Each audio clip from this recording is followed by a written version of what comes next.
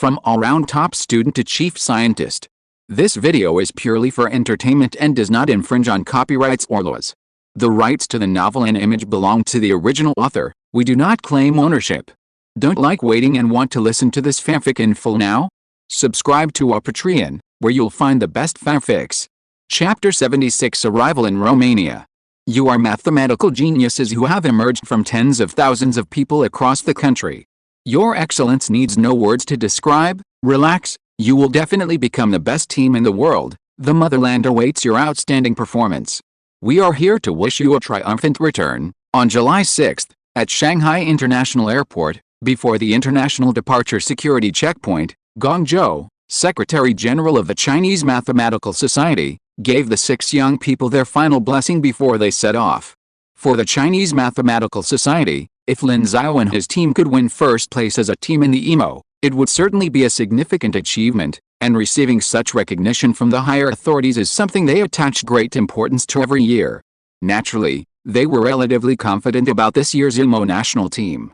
Perhaps because of Lin Xiao's presence among the 6 team members, a kind of catfish effect among the talented players has created, prompting the other 5 to work very hard over the past few days. Although Sun Yu, Yang Sheng, and others constantly called Lin Xiao God Lin, they themselves were also diligently studying, sleeping 7 or 8 hours a day and spending the rest of their time, apart from eating, studying. Even if they couldn't easily achieve full marks like Lin Xiao, and certainly couldn't directly tackle world-class problems, everyone was striving to bring glory to their country. No one would quit just because they saw someone else's impressive performance. So, judging by past experience, the chances of taking first place as a team were very high. "Thank you, teacher," Lin Xiao and the other 6 responded in unison. After all, they were all students, so it was only right to call everyone teacher. Haha, okay, go ahead. Professor Chen, I'll leave the kids to you. Guangzhou smiled and nodded, then looked at Deputy Team Leader Chen Qiasheng and the accompanying observer. As for Professor Li Huaimin, as team leader and shouldering other responsibilities, he had already left for Romania several days in advance. Professor Chen Qiasheng nodded and said with a chuckle, "Don't worry. I've been there twice, so I'm familiar with it all. It's a good time to see those old friends." Yeah, without further ado, Lin Xiao and the others passed through security and reached the gate. Soon, it was time to check in and board the plane, and they boarded together. "It's my first time abroad, and I don't know what Romania is like," Sun Yu sighed, as he sat in the same row with Lin Xiao. Lin Xiao smiled. "Anyway, the moon in the sky is as round as it is back home." Sun Yu rolled his eyes. "Of course I know. I'm talking about people outside. It's just one nose and 2 eyes. That's probably it." Sun Yu nodded. "God said, 'Let there be light,' and the world was filled with light. God said, 'Let everyone have one nose and 2 eyes,' so everyone has one nose and 2 eyes." Yang Sheng, standing next to him, clasped his fists towards Sun Yu. "When it comes to being a lackey, I'm still not as good as you, Sun Yu." "My pleasure." Lin Xiao shook his head speechlessly, his words tangent to this point. He simply put on his headphones and listened to Rachmaninoff, then pulled out a book on group representation theory from his backpack and began to read. Studying Mersenne primes wouldn't be convenient on the plane, so he'd have to read. Group representation theory was his current area of study. He had already reached considerable depth in Lie groups, and this process, inspired by the powerful tool of group representation theory, convinced him that he needed to continue his research. The book, compiled by a renowned foreign mathematician, was quite complex and entirely in English. Of course, thanks to his previous study of group theory and Lie groups, Lin Xiao had a solid foundation in group representation theory, so studying it was relatively easy. Even though the book was entirely in English, he could understand it perfectly. The others nearby, seeing Lin Xiao immediately begin reading, were shocked to see it was entirely in English. They immediately exclaimed, "I can't afford to offend you," and then pulled out their own collections of practice questions or other reading materials to begin their own studies. The other passengers looked at the 6 young men with astonishment. The plane hadn't even taken off, and they were already reading. Someone curiously inquired and learned that the 6 were representing their country in an international mathematics competition. They were immediately filled with respect and offered their well wishes. These young men were marching for their country, and they deserved their blessings. While this marching didn't involve fighting on a battlefield, as long as they were going abroad to win honor for their country, that was worthy of encouragement. Of course, in addition to Chinese nationals, there were also some Romanian nationals on the flight. Upon learning about this, they too gave the 6 young men a thumbs up. Those who could speak a few words of Chinese offered words of encouragement like awesome and returned triumphantly. In short, everyone was enthusiastic. Feeling the encouragement from these strangers, Lin Xiao and the others felt even more determined. Emo will win. The plane swept across the sky, arriving over the Black Sea from the ancient East. Romania is located in southeastern Europe, near the Black Sea. Romania has a strong mathematical community. Although no Romanian mathematician has ever won a Fields Medal, there are still many people interested in mathematics. Furthermore, the International Mathematical Olympiad, EMO, is closely connected to Romania. In 1956, Romanian mathematician Professor Roman proposed the first EMO, which was held in Romania in July 1959, with only 6 countries participating. Today, the 59th EMO, held in Romania in 1959, is a commemorative event. However, unlike the first EMO, the EMO has become a grand gathering for the international mathematical community. Countries around the world send their best young people to showcase their mathematical prowess, and among these young people may be future Fields Medal winners. In addition to the EMO, there is also the Romanian Mathematical Masters, a competition for high school students. It is more challenging than the EMO, and only select countries are invited to participate each year, as the EMO also needs to be considerate of weaker nations. There's no need to elaborate on this competition. After all, Lin Xiao and his team were here to participate in the EMO. And so, after 11.5 hours in the air, Lin Xiao and his team finally arrived at Cluj-Napoca, the host city of the EMO and Romania's second largest city. Thanks to Lin Xiao for the 4,000 Kidian coins. Thanks to Book Friends 160,429,223,328,360 and Lobrafish for the 500 Kidian coins, and thanks to Dongdong Sanbajan for the 100 Kidian coins. Thank you for your support. Chapter 77 Professor Pompiri. Ah, my waist. After getting off the plane, Sun Yu stretched and rubbed his waist.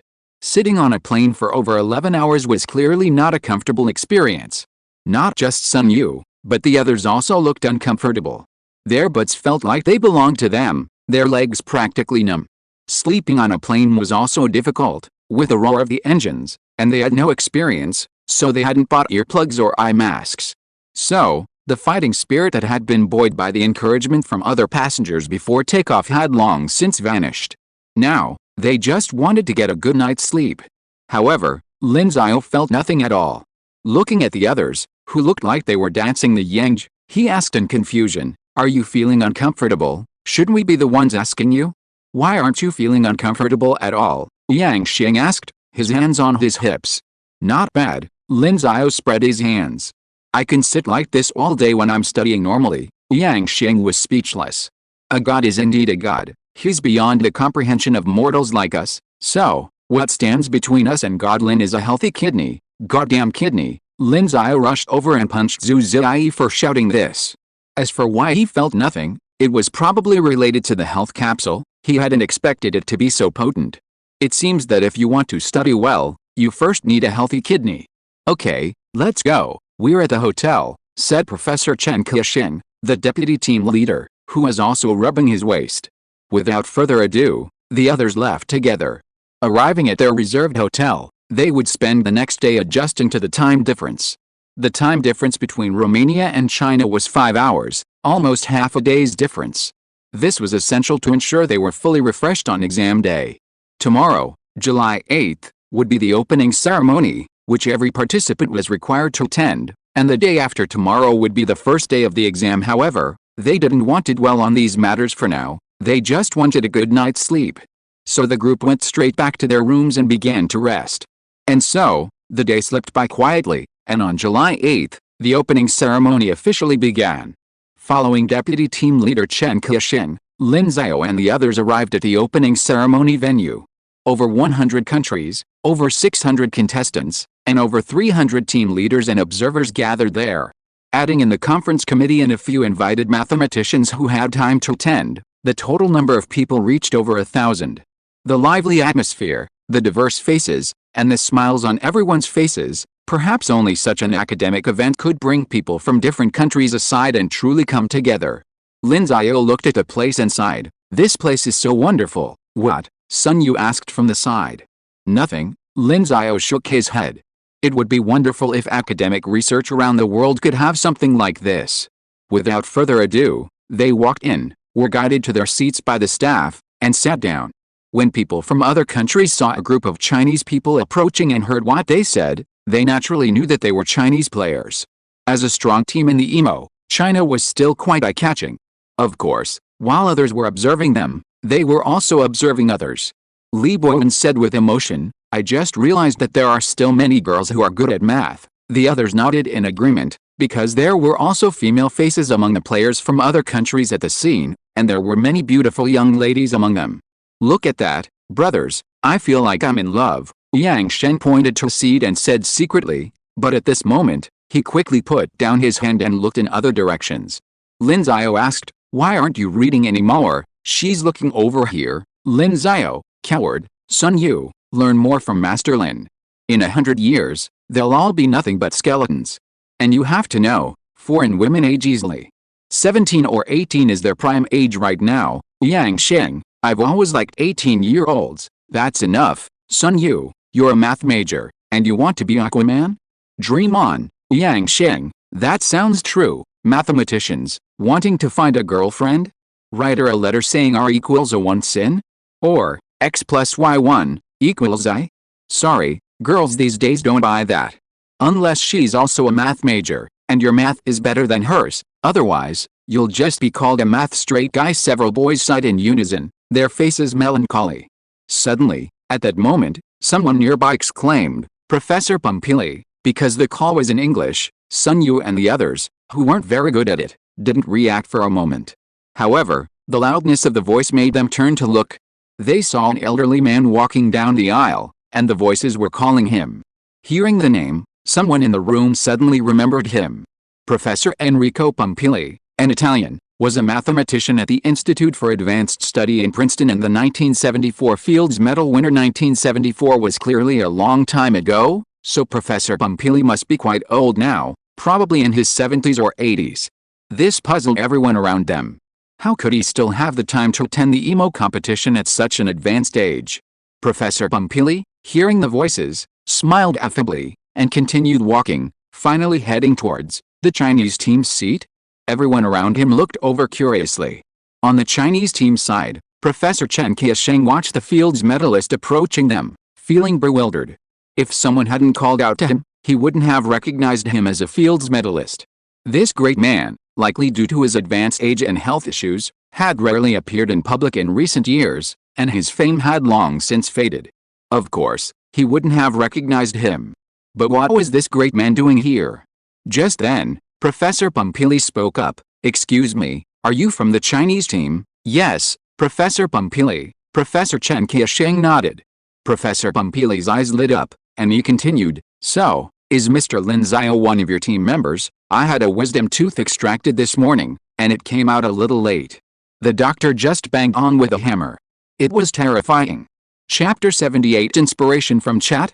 Hearing Professor Pumpili's words, Professor Chen Qiasheng was stunned again and repeated the question, are you looking for Lin Xiao? Yes, Lin Xiao. Professor Pumpili nodded and repeated his words in Chinese with a slight English accent. Then he apologized with a smile. Maybe I still don't pronounce your Chinese names very well. No, you speak very standardly. Professor Chen Qiasheng waved his hand, then turned to look at Lin Xiao next to him and said, Lin Xiao. Lin Xiao had already heard the old professor calling his name, but he was confused. What did the Fields medal winner want to see him about? He stood up and shouted, Pompey. Professor Pumpili, I'm Lin Xiao. It was his first time speaking English with a foreigner, and he was still a little uncomfortable, including with the names, but he had no problem introducing himself.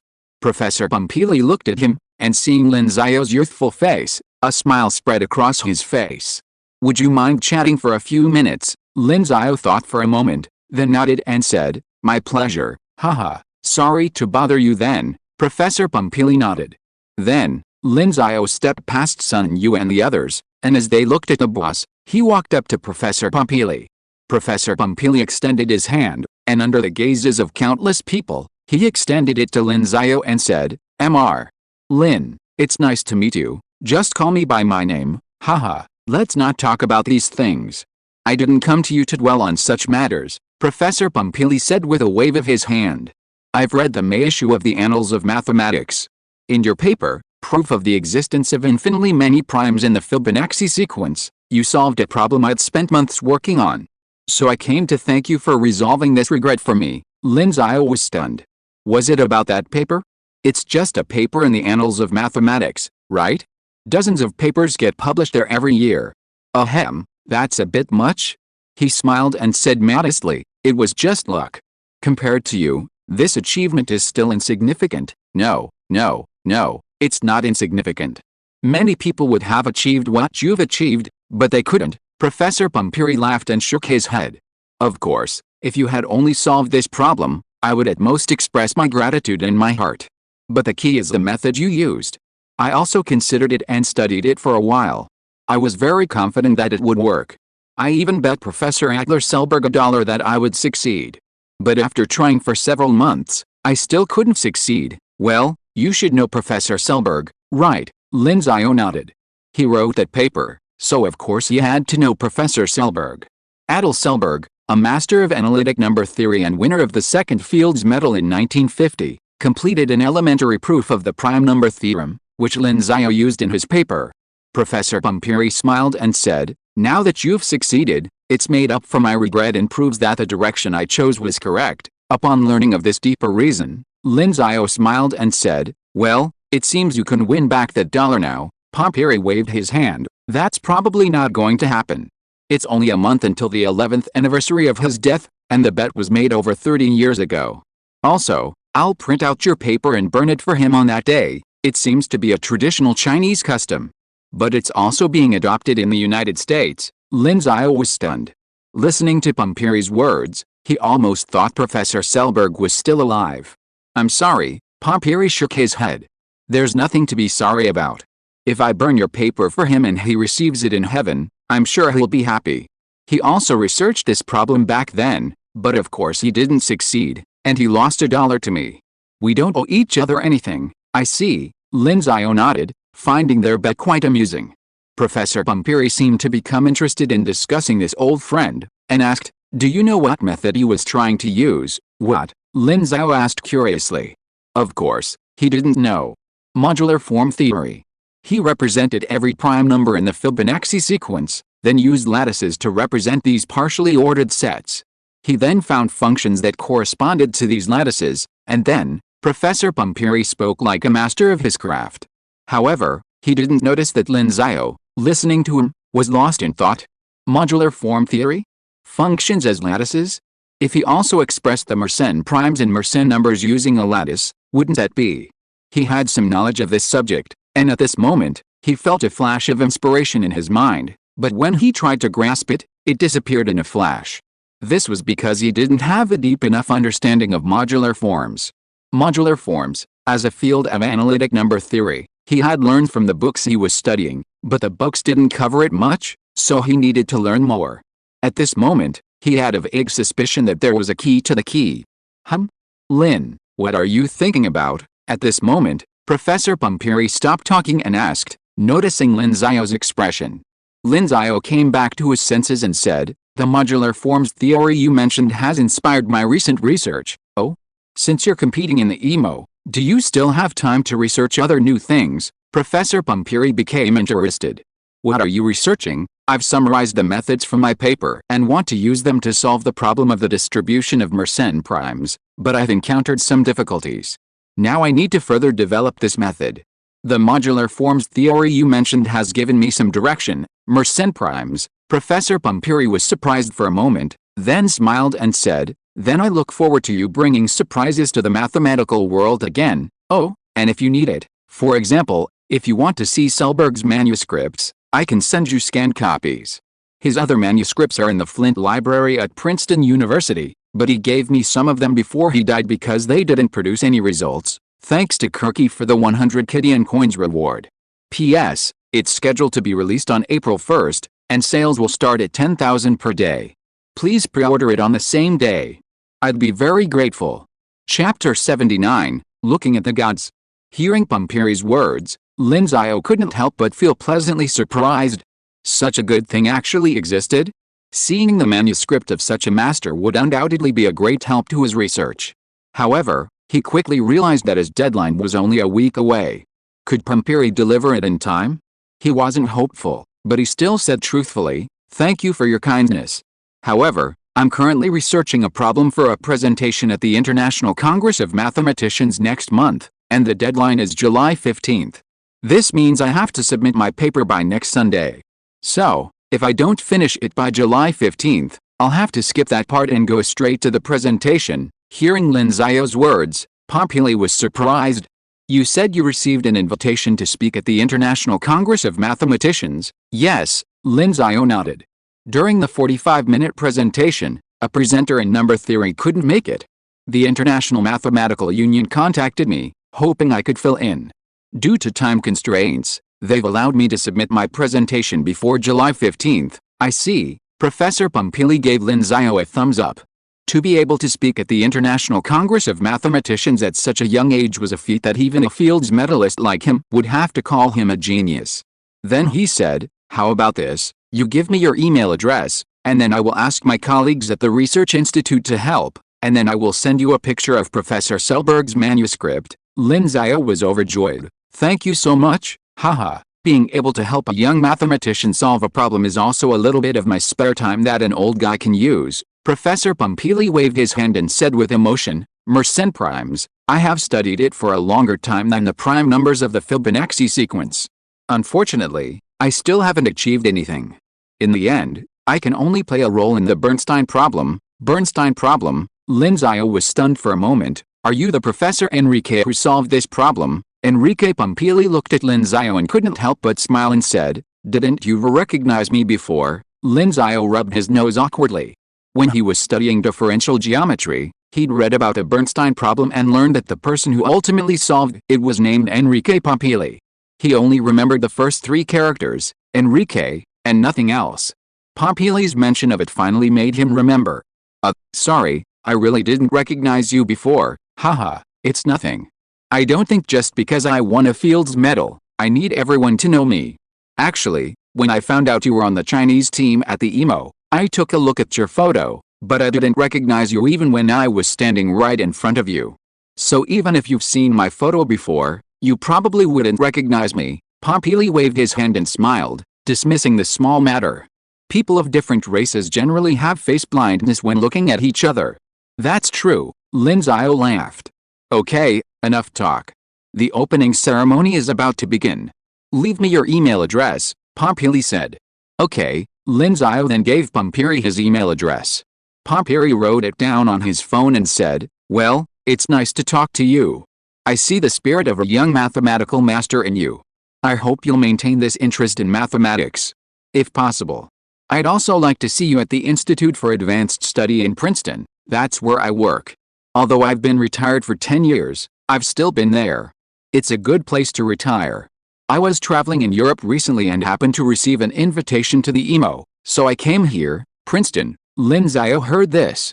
It was a world-renowned research center for mathematics and theoretical physics. The Institute for Advanced Study was where Einstein worked after moving to the United States, and he passed away in Princeton. For example, 3 Chinese-born luminaries, Chen Ningyang, Xing Chen, and Sung Dao Li, were all professors at the institute. Even now, the institute has one of the highest numbers of Fields medalists as its directors.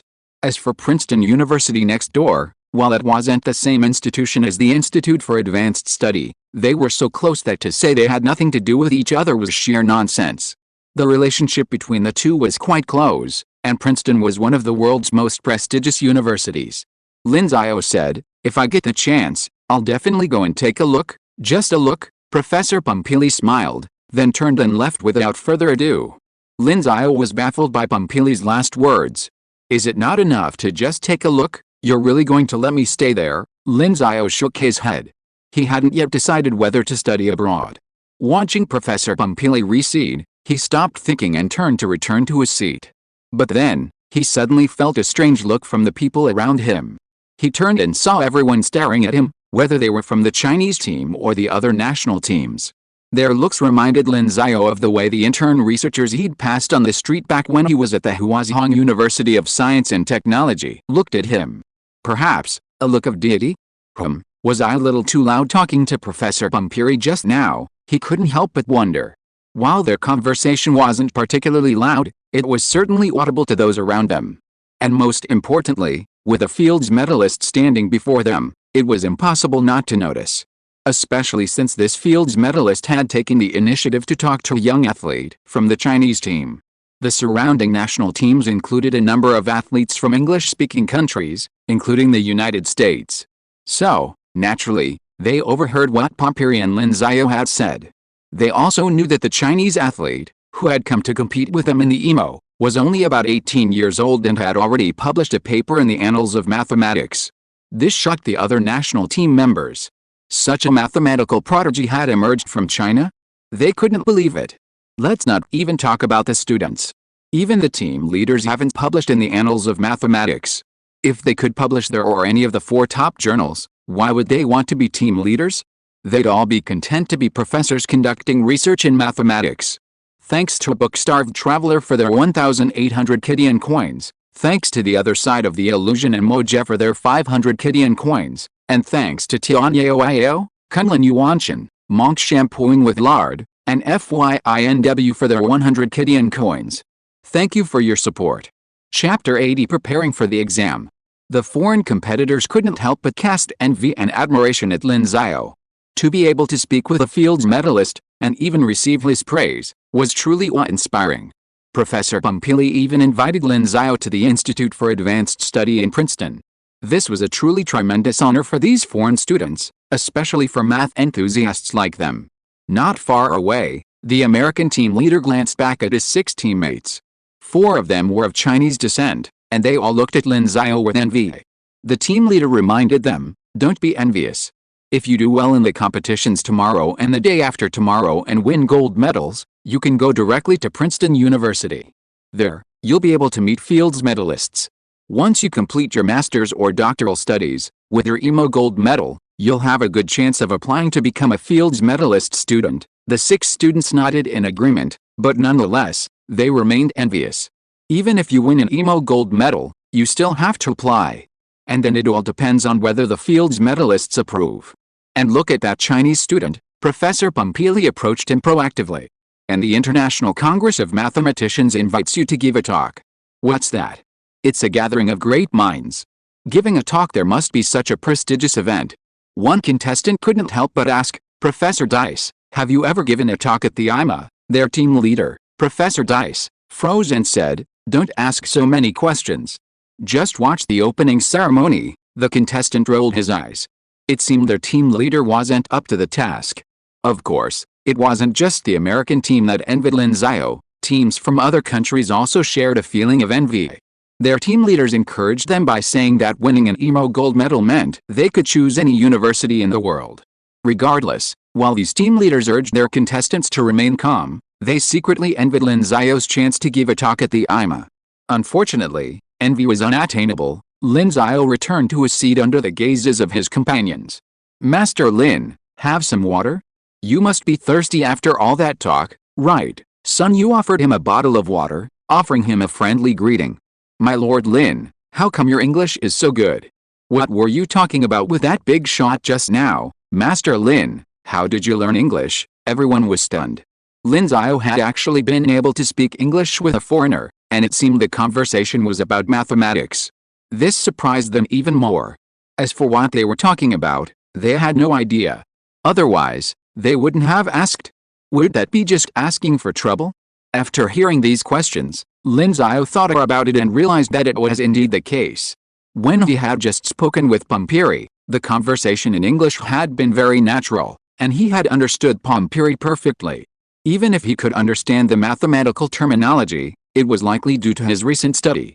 After all, when he read foreign papers, they were downloaded as PDF files, which made translation into Chinese difficult, so he usually just read the original English version. Reading English papers also improved his English, and with his brain development, he had no problem conversing in English. Of course, it's just speaking English, No big deal, Lin Xiao waved his hand. Unconcerned. English was just a tool, Chinese was his mother tongue. Even if he knew 8 languages, wouldn't he still end up speaking a Chinese dialect with his family? Hearing Lin Xiao's words, Sun Yu and the others rolled their eyes. That being said, their English wasn't that great. Just like the EMO, since it was an international competition, the exam papers were actually in Chinese, including the questions. After the exam, the examination committee would translate their papers into English for the grading team. After all, it is an Olympic competition, and what it emphasizes is the Olympic spirit. If contestants from some countries cannot even understand the questions due to language barriers, this is obviously unfair. So what did you talk about with this big guy? Let's not talk about English for now. Sun Yu simply asked, I just searched it. This big guy is the winner of the Fields Medal in 1974. The Fields Medal, that's awesome. Oh, he said that I helped him solve a regret, so he came to me to express his gratitude. What? You don't even know him, how did you help him solve his regret? Lin Xiao simply explained the reason, it's about my paper. He has studied this problem before, but didn't solve it. Now I have figured it out, and my method, Sun Yu and others, that means that the direction that the Fields Medal winners couldn't figure out was solved by you, Master Lin. Tell me honestly, when you go to the International Congress of Mathematicians this year, will they award you the Fields Medal? Lin Xiao laughed. What are you guessing? My problem is not worthy of the Fields Medal. Master Lin is too modest. Lin Xiao rolled his eyes. Okay, stop talking. Let's look at the opening ceremony. The opening ceremony has already begun. Seeing this, the others stopped talking and began to watch the opening ceremony. It was a typical opening ceremony, speeches by the EMO president and distinguished guests, followed by performances and other extravagant activities.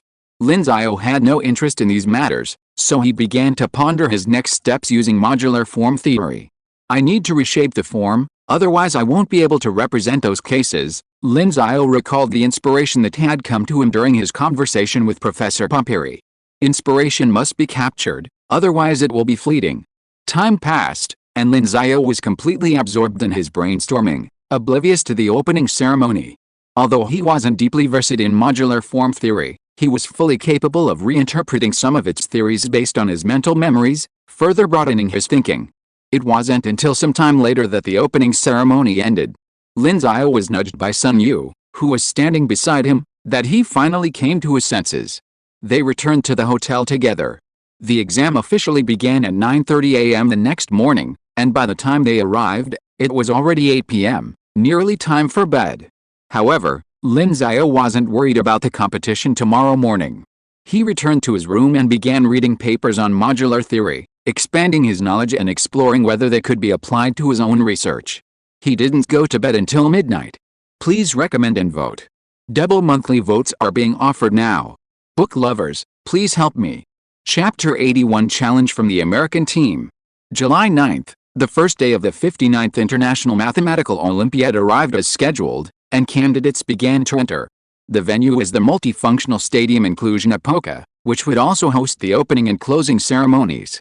Originally a standard football field, the turf had been replaced with a smooth floor, and over 600 tables and chairs were arranged. The tables also had candidate information displayed, allowing candidates to select their seats. Meanwhile, the team leaders from various countries arrived at the entrance with their competitors. The Chinese team had also arrived. Chen Kexin, the deputy team leader, began to give Lin Xiao and the other 6 a final push. Alright, the competition is about to begin. Just perform as usual. I won't say much else. Remember, check carefully and don't make any mistakes with the numbers. Zuzai, don't look around. Every time you write that 8, write it carefully and seal the top of the 8. If you write a 6 instead, you'll lose points. Also, when we took the exam in China, each question was worth 21 points, which was in line with our habits. In the EMO, each question is worth only 7 points, and there are 42 points for 6 questions. If you make a small mistake, you'll lose 1 point, which means you'll lose 1 over 42 of your total score. Got it, the 5 people besides Lin Xiao responded. Chen Kexin looked at Lin Xiao. Lin Xiao seemed to be lost in thought, not hearing what he had just said. In fact, he had noticed that Lin Xiao had been like this all the way. He couldn't help but ask, Lin Xiao? What are you thinking about? Ah. Oh, I see, Lin Xiao replied, as if just realizing something. Nothing. Chen Qiusheng shook his head and didn't ask any more questions, but he still reminded him, don't be distracted during the exam. Whether we can get a perfect score this year depends on you, don't worry, Lin Xiao said with an okay gesture. Chen Qiusheng said no more, then said, alright, there's no need to emphasize anything else. You are the 6 best students in China this year. I hope you can continue to excel in this competition. Go ahead, he then pointed to the entrance for the candidates. Lin Xiao and the other 6 nodded and walked towards it. Chen Qiusheng, on the other hand, headed for the deputy team leader entrance. When the competition began, he would stay in the spectator seats nearby to observe the students. There was even a deputy team leader nearby with a telescope, practically running over to watch the football. Soon, Lin Xiao and his 6 companions arrived at the entrance. They first submitted their necessary documents to the staff, verified their identities, and then checked for any electronic devices before being allowed in. Since the exam didn't start until 9:30, and it was only around 8:40, it was still early, so the staff didn't ask them to take their seats. Inside the exam room, most of the candidates were still chatting, with some even slumped over their desks, catching up on some sleep. However, perhaps because of the conversation between Lin Xiao and Professor Bumpili at the opening ceremony last night, many of the students present had left a deep impression. Those who were close enough to overhear their conversation couldn't help but glance at Lin Xiao. This competitor gave them the feeling of facing a boss. However, Lin Xiao ignored these glances, focusing partly on finding his seat and partly on the problem in his mind. Naturally, he was still pondering the problem of the distribution of Mersenne primes. After last night's research, he had some initial ideas and a glimpse of inspiration, but there was still an invisible gap between him and his ultimate goal. He could only continue reading related papers and anticipate the incomplete version of the secret manual of the ancestors that Professor Bumpili would give him. Lin Shen, what were you thinking about just now? Did you see some pretty girl? Sun Yu asked from the side. Hearing Sun Yu's words, Lin Xiao glared at him and said, you're the one who talks too much, but then, he stopped thinking. Simply calculating in his head was a bit inconvenient after all, not every problem could be solved mentally. Yang Sheng, standing nearby, patted Sun Yu on the shoulder and said, do you still think our Lin Shen likes those kind of vulgar people? Li Boyan, Lin Shen has long surpassed the limits of humanity and ceased to be human. Who's Xiao? Tell me, Lin Shen, how long do you plan to finish today? 2 hours, or an hour and a half, Lin Xiao said. 1 hour, Lin Shen, you're being modest. What, 1 hour? Who's Xiao had initially assumed Lin Xiao wouldn't give a direct answer, and was about to offer some cliches, but to his surprise, Lin Xiao actually gave a direct answer. And an hour? Everyone swallowed, as expected of Lin Shen, but just then, a voice called out from the side, Yu Zhaoxi? You mean an hour? The first 4 words were in broken Chinese, while the rest was in fluent English. Lin Xiao and the others turned to see 6 contestants in blue uniforms approaching them. 4 of them were of Chinese descent, while the other 2 were of Indian descent and 1 was of brown descent. Lin Xiao and the others quickly recognized them as the American team. The person who had just spoken to them was a Chinese man. Lin Xiao asked in confusion, sorry, what did you say? Please speak English, otherwise I can't understand you. Thank you, the Chinese man continued, but then shook his head. Never mind.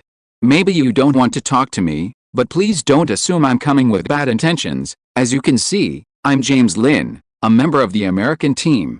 In Chinese, my last name is Lin. I overheard your conversation with Professor Bumpili yesterday, and I know you even published a paper in the Annals of Mathematics. So I'm curious about the extent of the gap between us. You just said you'd finish today's problems within an hour. I have to admit, I can't guarantee it, but I can still guarantee it within 2. Then, let's use 2 hours as our final time. I'll hand in my paper exactly at 2 hours, and then we'll compare our scores. Do you agree? Thanks to Kunlin Yuanshan for the 100 starting coins reward. If you're listening to this novel on a channel other than Fanfic World, it means they downloaded and uploaded it without effort.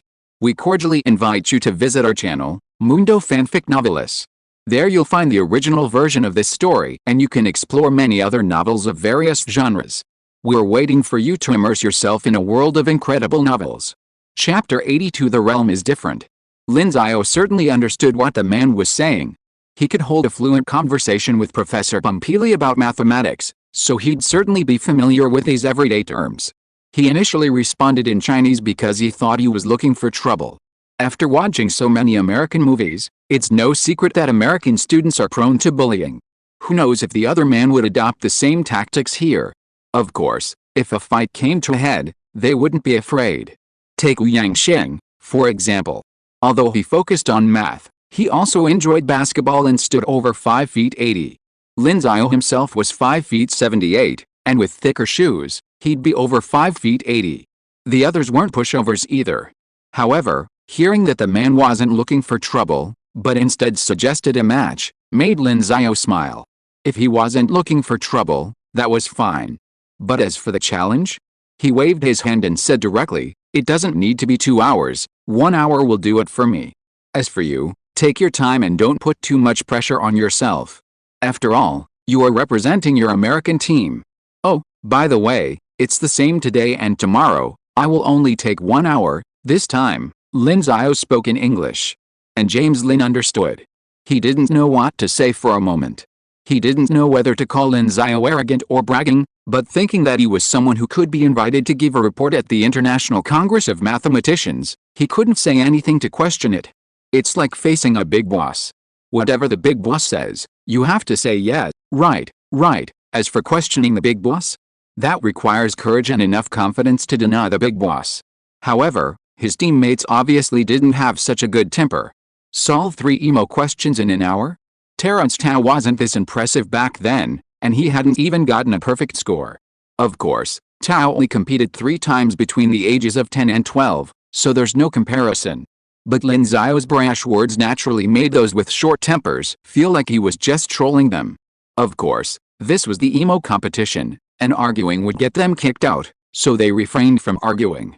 Instead, they asked, "What if you can't do it in an hour?" Lin Xiao glanced at the questioner and said, "Can't do it in an hour?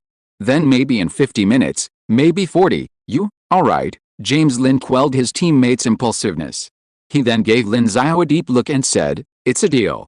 I hope I see you up and leaving within an hour of the competition starting." Lin Xiao nodded slightly. "You'll see." James Lin nodded, then led his teammates out. The tall, brown teammate, seeing James Lin restraining him, couldn't help but ask, "Lin, why aren't you letting me speak? Don't argue here. Remember what Emily told us? Follow the rules," James Lin said. But he said he could finish it in an hour. Would you believe him? What if someone had told you before that an 18-year-old Chinese high school student had not only received an invitation to the International Congress of Mathematicians, but was also going to give a presentation? Would you have believed it? The brown teammate was at a loss for words. Before, he hadn't seemed to believe such a pervert existed. So, don't overthink it. Let's just wait and see if he can get out of the exam room within an hour, got it? Elsewhere, watching the American team members walk away, Sun Yu and the others couldn't help but ask Lin Xiao, what did they just say? Seeing that the dark-skinned guy next to them looked like he was about to hit Lin Xiao, they were all ready to protect him. Lin Xiao said speechlessly, "So, you guys, you should practice your English more from now on." He then briefly explained that the person who had just challenged him, and Sun Yu and the others couldn't help but laugh. Did that guy come here to get beaten up? I wonder how much of a psychological trauma he'll have after the results come out. However, at this point, Yang Xing asked, "By the way, Master Lin, you just said an hour, do you really want to finish it in an hour?" "Yes, didn't you just ask me?" The others were completely speechless. Lin Xiao was serious. He finished 3 emo competition questions in an hour, that kind of speed, and that kind of confidence, they couldn't believe. Lin Xiao shook his head and said, "Alright, go find your seats." It's almost 9 o'clock. Hearing Lin Xiao's words, they stopped asking questions and each separated to find their own seats. Lin Xiao quickly found his seat based on his candidate information. He found a lot of things on his seat, a bottle of water, a banana, and a chocolate bar.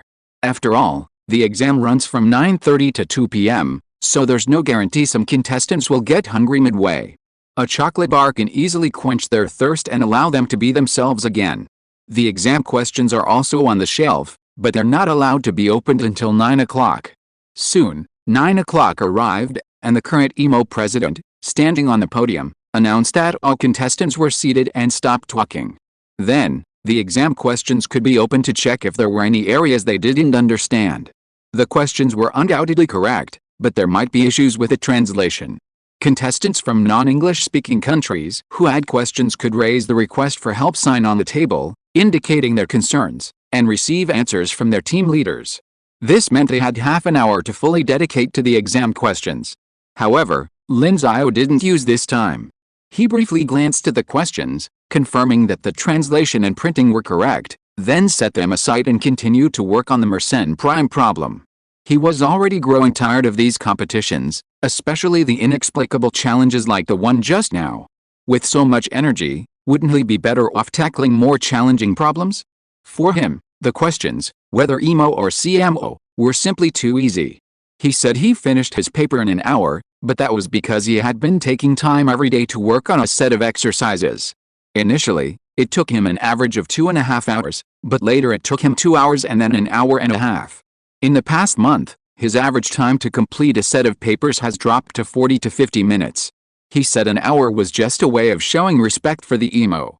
He shook his head slightly, not dwelling on it. Anyway, he didn't plan to participate in such competitions anymore. His level had changed. Chapter 83 Submission. Thus, for the half hour before the exam, Lin Xiao was probably the only one in the room who wasn't thinking about the questions. And so it went on until 9:30, when the bell rang, signaling the start of the exam. Those who had already figured out their solution for the first question immediately began writing it down on their answer sheets, while those who hadn't started to check their calculations on scratch paper. As for Lin Xiao, he finally paused his thoughts, reopened the card with the question, and began to study it. The first question was a geometric proof, not difficult, with plenty of conditions. After thinking for about a minute, Lin Xiao had a complete proof. He then began working on his answer sheet, and after about another 6 minutes, he was finished. In other words, he finished the first question in less than 8 minutes. Of course, this was also because the steps were few and far between, and with the auxiliary lines in place, Lin Xiao completed the proof in less than 7 lines. An easy question, Lin Xiao briefly commented on it, then turned to the second question. It was also an easy question, but the process and the words required were longer than the first, so it took him 15 minutes to complete it. Then, he finally came to the third question. Generally speaking, the EMO exam has 2 relatively easy questions and a final question over the 2 days, so this third question was today's final question. Lin Xiao finally nodded after taking it in his hand. This question was of a decent standard. The anti-Pascal's triangle is an equilateral triangle composed of equilateral triangles, such that, except for the bottom row, each number is the absolute value of the difference between the 2 numbers below it. Is there an anti-Pascal's triangle with 2018 rows that contains all integers from 1 to 1 plus 2 plus 3 plus 2018? He glanced at the question stem. It was a combination question, more algebraic in nature. He thought briefly, first finding the recursive equation based on the question, then continuing to make variations. After about 5 minutes, he finally came up with a function. Looking at it, Lin Xiao stroked his chin, a brilliant idea flashing through his mind. Can I transform this function into a trigonometric function, and then use Euler's formula? Acting immediately, he simply transformed the function and then applied Euler's formula. After a few simple steps, a magical scene appeared before him. This new function almost simplified the entire problem. Now, he only needed to slightly change the original recursion formula and apply the simple drawer principle to obtain the final result, so we easily find that there is no inverse Pascal triangle with n equals 2018 lines, consisting of 1, 2, n plus 1, 2. Proof completed. Writing the last 2 words carefully, Lin Xiao nodded in satisfaction. This problem is quite interesting, he blew on his paper. The third question took a total of 11 lines, even shorter than the second. As for checking, there was no need. If the organizing committee said he was wrong, he would directly question their competence. However, the organizing committee was clearly competent, so this situation was basically out of the question. Okay, time to go back. I wonder if Professor Bumpili has emailed me yet. Thinking this, Lin Xiao held up the red sign next to him that read help. A staff member soon noticed his gesture and approached him. Lin Xiao picked up the banana offered nearby, peeled it, and began to eat. Do you need any help? I need to hand in my paper. Okay, you need to hand in your paper. The staff member froze, suddenly realizing what Lin Xiao had said. It seemed like the exam had only started less than 50 minutes ago. You're handing it in right away? Are you giving up? It's not like someone handed in their paper early, but someone doing so after just 50 minutes is incredibly rare. Even those from poor countries, whose math training isn't as good as that of educationally advanced nations, wouldn't give up in less than an hour, right? At least sit for an hour or two to show your respect. Seeing that Lin Xiao was from China, the staff member was even more incredulous. China was a perennial top 3 team at the EMO and had often taken first place. How could their contestants give up so easily? Lin Xiao reassured, yes, I'm turning in my paper. There shouldn't be a time limit, right? No, you can turn it in any time. Okay, except for the test paper, answer sheet, and these cards, you can take everything else, okay? Lin Xiao nodded, then grabbed his pencil case, the chocolate bar, and the water. He stood up, munching on a banana as he headed for the exit. While the other 600 or so people were still absorbed in their work, someone had left the exam room, a move that would surely draw attention. The candidates sitting around Lin Xiao couldn't help but glance at him, their hearts filled with disbelief. This person had just handed in his paper? The contestants who witnessed Lin Xiao's conversation with Professor Pumpili last night naturally refused to believe that Lin Xiao had left the exam room because he simply couldn't solve the problem. That left only one possibility: he had already finished. These contestants couldn't help but feel a sense of despair, amplified by the vast disparity. Most of them had only just begun the second problem, while a few from less developed countries were struggling with the first. Yet, he had already finished a third problem? Was this the mastermind who could converse with a Fields medalist and receive an invitation to speak at the International Congress of Mathematicians? Such prowess was simply intimidating. Meanwhile, the 6 contestants from the American team had also witnessed Lin Xiao's conversation. Although they didn't hear Lin Xiao mention turning in his paper, which meant he might have gone to the restroom, they saw him walking, eating a banana in one hand and clutching his pencil case in the other, clearly intending to hand in his paper and leave. This shocked them immensely. Lin Xiao had actually finished 3 problems in just an hour, no, strictly speaking, less than 50 minutes. Even James Lin, the widely acknowledged best player on the US team, was still a few steps away from completing the second problem, and hadn't even started the third. He was completely convinced. Why would he even bother to compete with someone like that? He knew they were so incredibly capable, yet they still refused to believe him. He sighed softly, regained his composure, and settled down to his own problems. Another chapter, please.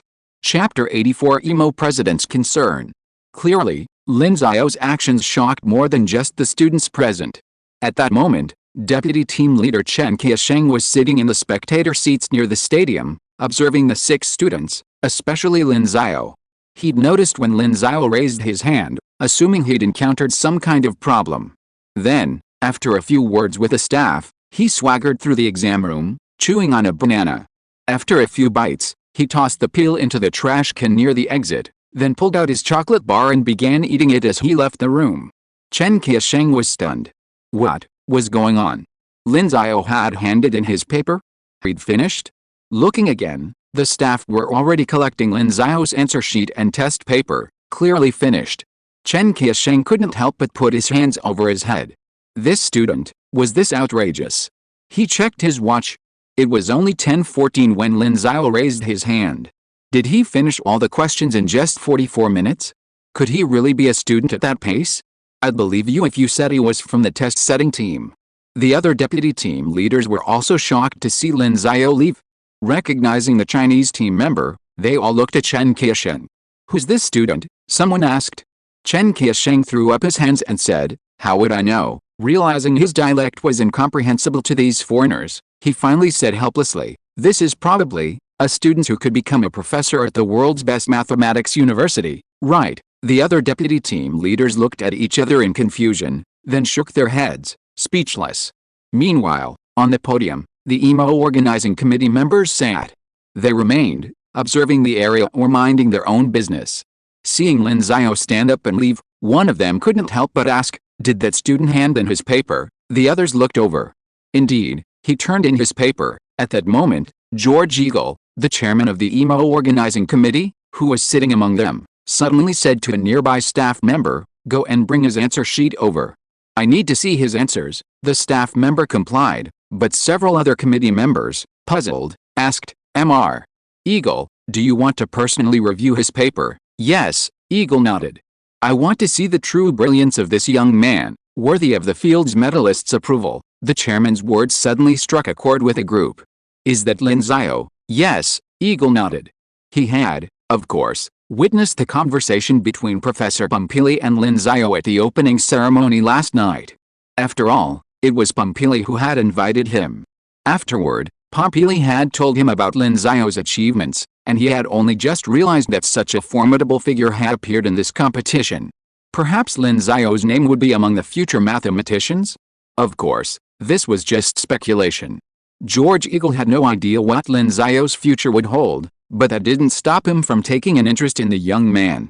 Soon, Lin Xiao's answer sheet was brought up. Normally, after the exam, candidates weren't supposed to open their answer sheets, but since George Eagle was the chairman, he paid special attention, and naturally, no one complained. Moreover, knowing it was Lin Xiao's answer sheet, the other members of the organizing committee were also curious. George Eagle quickly read Lin Xiao's answers, from the first to the third. As the chairman of the EMO, these questions were naturally easy for him, and he could easily understand the contestants' solution processes. Lin Xiao's answers to the first two questions were quite impressive, and the methods he used were eye-opening. But when he saw how Lin Xiao introduced Euler's formula in the third question, he couldn't help but applaud. This is amazing. He had come up with this problem, and he hadn't imagined that such a combination problem could be solved by applying Euler's formula. And even after applying it, the entire problem could be simplified to such an extent. It was truly indescribable. The beauty of mathematics is also reflected here, just like the beauty of Euler's formula, E(I) + 1 = 0. It's simple yet breathtaking, linking symbols from three different dimensions, so much so that it's been called the God's formula. George Eagle felt an inexplicable joy in his heart. Perhaps it was because he was happy that his problem could be solved in this way, but also because he was delighted by the wonders of mathematics. "Chairman, what's wrong?" Meanwhile, the people nearby, unable to see the answer sheet, were curious at the chairman's expression. But George Eagle simply smiled, closed his answer sheet, and handed it to a nearby staff member, asking him to take it back and put it with the other students' sheets later. Then, turning back to the group, he said, "You'd better not look at it. Wait until the day after tomorrow when I grade the papers." The others were speechless. "Why would you?" George Eagle smiled, without explaining. He didn't intend to share this joy, but to savor it for 2 days. Besides, he also planned a surprise for Lin Xiao later. Time passed quickly. The first day of the exam ended, and the contestants returned to the hotel. They began to review the questions. Naturally, if they found themselves wrong, they were frustrated, but if everyone got it right, everyone was delighted. The same was true for the Chinese team. Sun Yu and the others, besides expressing their sincere admiration for Lin Xiao's feat of submitting his paper in just over 40 minutes, also compared their papers with Lin Xiao. After comparing, they found that they performed well on the first two questions. It was only on the third question that they all had some issues. Only Hu Yangsheng and Sun Yu felt good. Chen Qiasheng approached Lin Xiao and directly questioned him about his early submission. Lin Xiao simply replied, "I've finished everything, so why am I still here? Then if you keep up this performance tomorrow, I'll make a bet with the other deputy team leaders on whether you can finish all the questions within an hour. We'll split the winnings in half." In the exam room the next day, Lin Xiao recalled Chen Qiasheng's words from the previous day. He had already finished the last geometry problem in the 50th minute. He smiled and shook his head, unsure whether the deputy team leader had won any money. He then raised his sign again, waiting for the staff to arrive and tell him he was handing in his paper. Then, under everyone's gaze, he left the exam room once again. And that marked the end of this emo for Lin Xiao. Thanks to Qiuanai Shanghaiao for the reward of 500 Kidian coins, and thanks to Fanua Luojian Wujinqiong, Kin Musne Haha, and book friend 201710212249480057 for the reward of 100 Kidian coins. Chapter 85, Emails between Emu and Pompiri. Lin Xiao left the exam room and ran into Professor Li Huaimin, whom he hadn't seen for a few days. "You're out so early again, kid," Li Huaimin pointed at him and scoffed. Coach, you've been released. Lin Xiao greeted Li Huaimin and cracked a joke. What do you mean by released? Li Huaimin said grumpily. As the team leader, he had arrived on July 3rd and attended the team leader meeting a few days before the EMO. They were responsible for selecting the exam questions and translating them, meaning they knew the questions in advance. Therefore, at the request of the organizing committee, he hadn't contacted the rest of the team for the past few days. Lately, when Lin Xiao and the others talked about Li Huaimin, they teased him about being locked up by the EMO organizing committee. Now that the final exam was over, he was naturally able to meet them. Yesterday, while you were taking the exam, our team leaders were being arranged by the Romanian officials to go on a tour. Do you want to see the photos? That's great. What else? Li Huaimin said. Never mind, let's not talk about that for now. How are you feeling? Did you get a perfect score? Lin Xiao gestured. Okay, if you don't, you can scold me. Haha, how dare I scold you right now? Li Huaimin waved his hand. Professor Pompili is going to talk to you. Maybe you'll bring a Fields Medal back to China someday, and I'll get some credit. Although he didn't get to meet Lin Xiao and the others in person, he was present at the opening ceremony, though he didn't sit with them. So he knew about Lin Xiao's recent great achievements, like his cordial conversation with the Fields Medal winner at the opening ceremony and his departure from the exam room less than an hour into yesterday's exam. In this situation, he could only say that as an old man, he shouldn't compare himself to such young people. When he learned Lin Xiao had received an invitation to the International Congress of Mathematicians, he'd actually felt a bit envious. Now, he realized that for someone who defied common sense, he should just keep a normal attitude. That depends on whether I'll have that kind of luck in the future. Of course, Lin Xiao didn't make any big promises about winning the Fields Medal. To qualify for it, one would probably have to prove some famous conjecture or invent some important mathematical tool. He wasn't qualified yet, not even if he figured out the distribution of Mersenne primes. Just have confidence in yourself, Li Huaimin smiled, then said, okay, are you going back to the hotel now? Or should we wait for them? I'll go back first. Okay, go ahead. Li Huaimin didn't try to stop him. He knew Lin Xiao was working on something recently, seemingly a world-class problem. He had no interest in such research, nor did he want to get involved and try to get a piece of the action. Furthermore, for a student like Lin Xiao, if a professor were to try to steal his work by taking advantage of his status, Li Huaimin would simply call him idiot. There are two types of students you shouldn't offend, those with connections and those with genuine talent. Lin Xiao clearly falls into the latter category, and his talent is so impressive that it completely overshadows those with connections. Who knows what Lin Xiao's future will hold? If Lin Xiao truly becomes a Fields medalist, even if he doesn't receive an academician award like Professor Tu Yao, the national recognition he'll receive is truly formidable. Soon, Lin Xiao returned to the hotel and immediately turned on his computer, ready to continue working on his paper. The deadline was less than a week away. If he still couldn't finish his paper, he'd have to submit only interim results, which would be a source of frustration.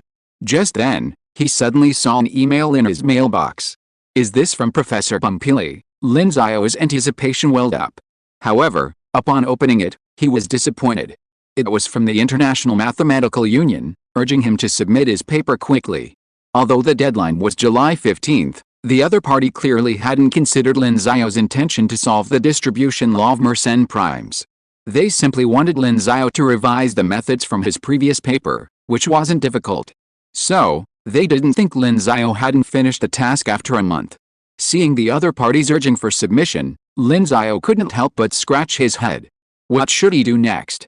Suddenly, at that moment, he received another email. The sender's email address was eb@mate.is.edu. Seeing this email, Lin Xiao pondered for a moment and suddenly realized that EB was Enrique Pompiali, and IS was the Institute for Advanced Study in Princeton. Professor Pompiali had written to him.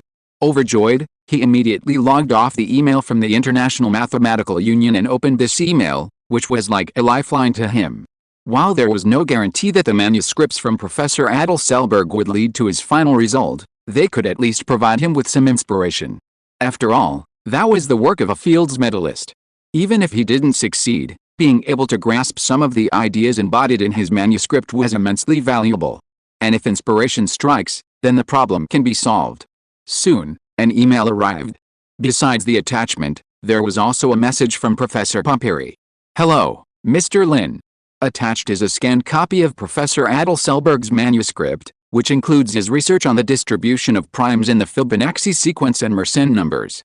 I hope it will provide you with some inspiration. I've also sent you my own manuscript. I also worked on Mersenne primes, of course. Many respected mathematics professors I know have also worked on this problem, but they've all encountered difficulties. Therefore, I hope you can take this step forward for us, adding more young, more vibrant talent to our mathematical community. Enrique Pompiri attachment. Click to download. After reading the email, Lin Xiao couldn't help but sigh in admiration. Such a pure scholar was truly admirable.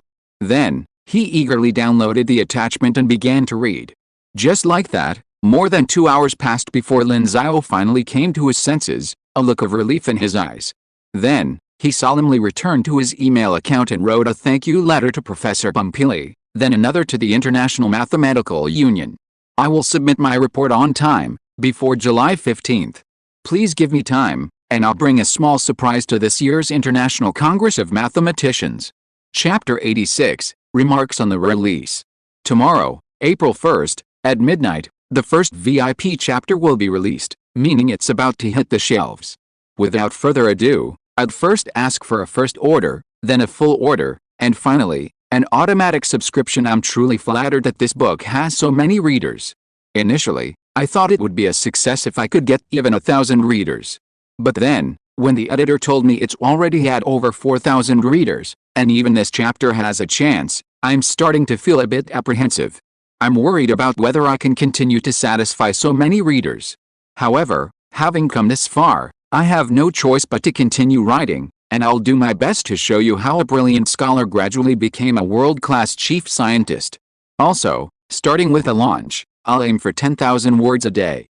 This was agreed upon, and I'll do my best to achieve it. I'm a slow writer, only able to type 1,000 words an hour, which means it would take me 10 hours to reach 10,000 words a day. Furthermore, brilliant scholar stories sometimes require a lot of research, which also takes a lot of time. Of course, if I have nothing to do during normal times, I can also do it in 10 hours, but the author is now a senior and will graduate soon, and my graduation thesis has not been completed yet, so if my supervisor urges me, I guess I will have to devote some of my energy to writing the thesis.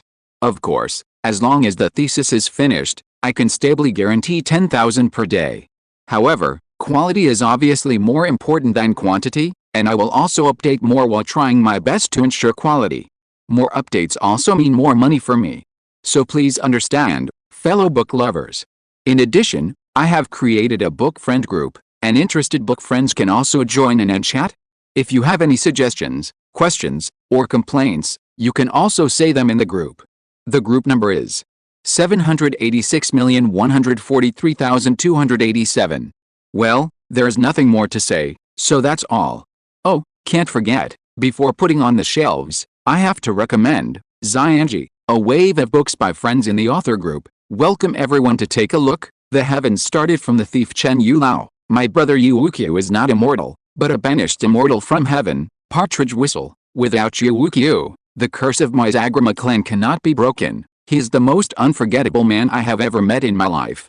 Following in his footsteps is the luckiest thing in my life. Wang Yu Ein Wang Yu. I know, if it weren't for him, I would never be able to reach this state of unity between man and nature in my lifetime, and sit on the top seat in the world of aliens. I admit that he is better than me. Sun Wukong. One day, Yuwukyu stood in the depths of the starry sky, in the chaos, looking at the world he had walked through, his heart filled with countless memories. Chen Yulao, Partridge whistle, Wang Yu Ian, Wang Yi, Qiao Feng, Yan Xixa, Uncle Jiu, Yi Fan, Willow God, Yang Jian, the heavens, beginning with a manual of the evil defeating sword. This is the story of an ordinary young man's gradual transcendence through the heavens.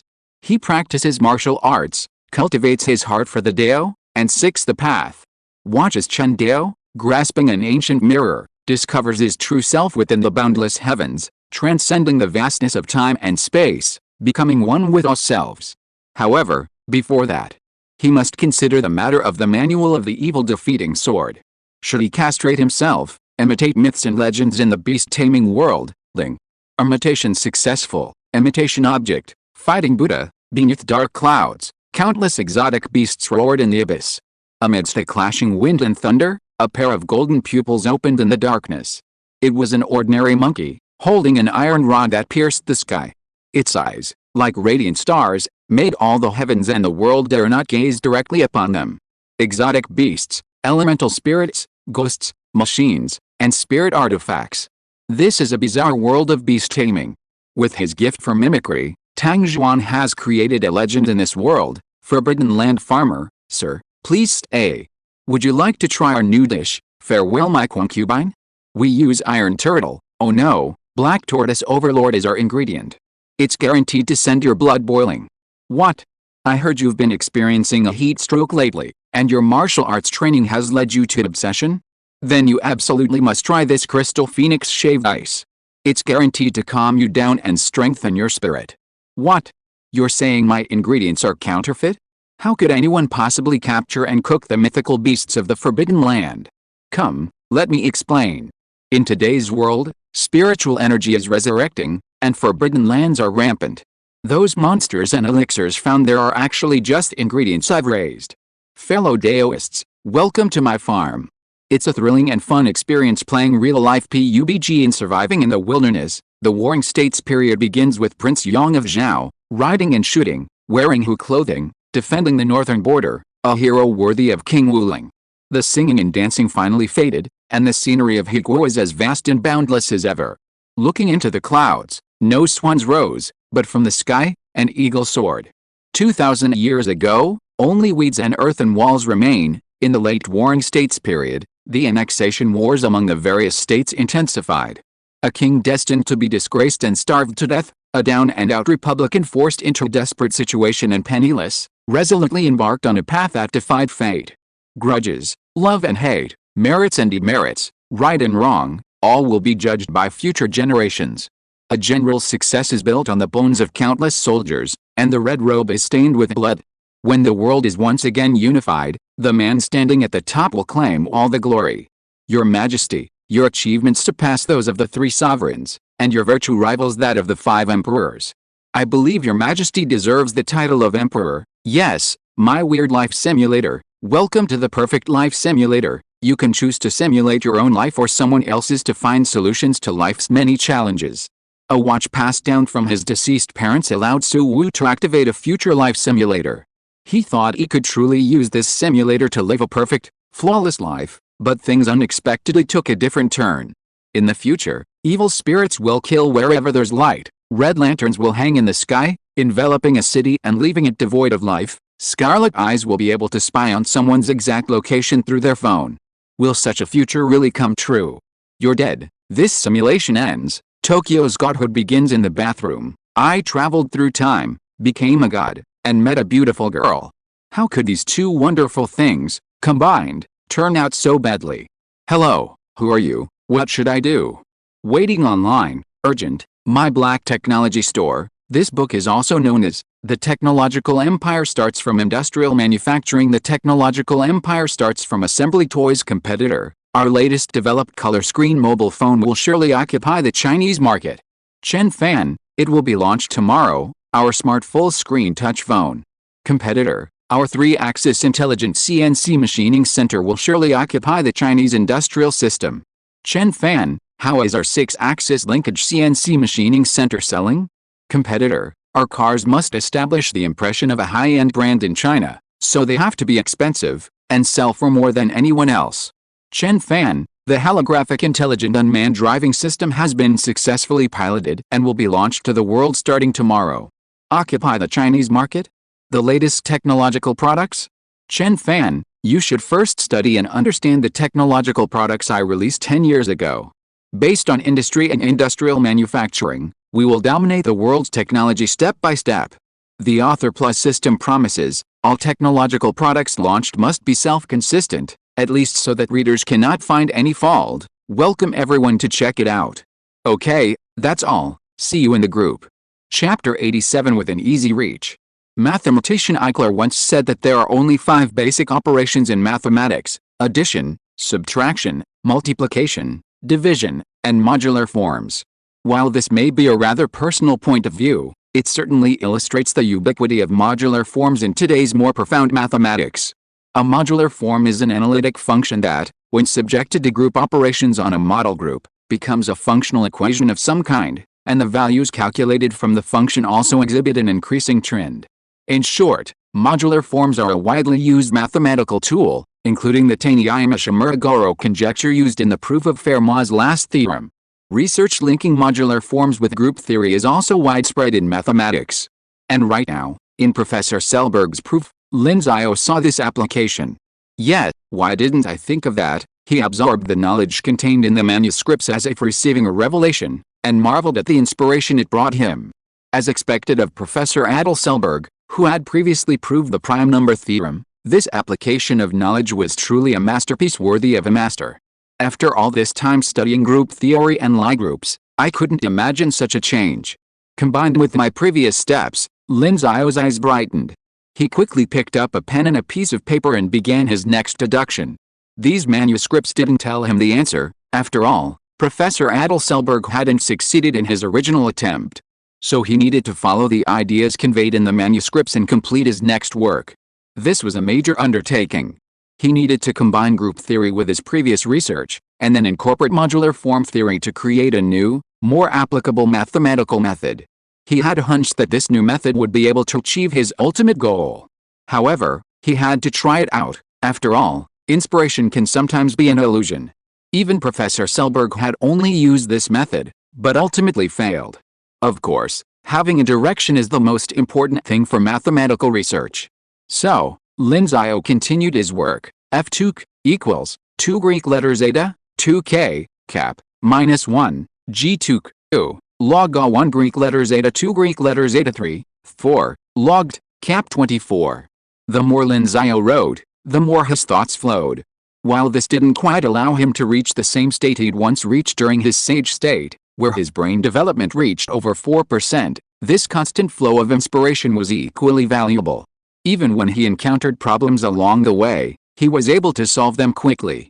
And so, as he listed line after line of formulas, and piles of English letters, Arabic numerals, and Greek alphabets formed endlessly, sheets of draft paper were used up, some discarded, others kept nearby.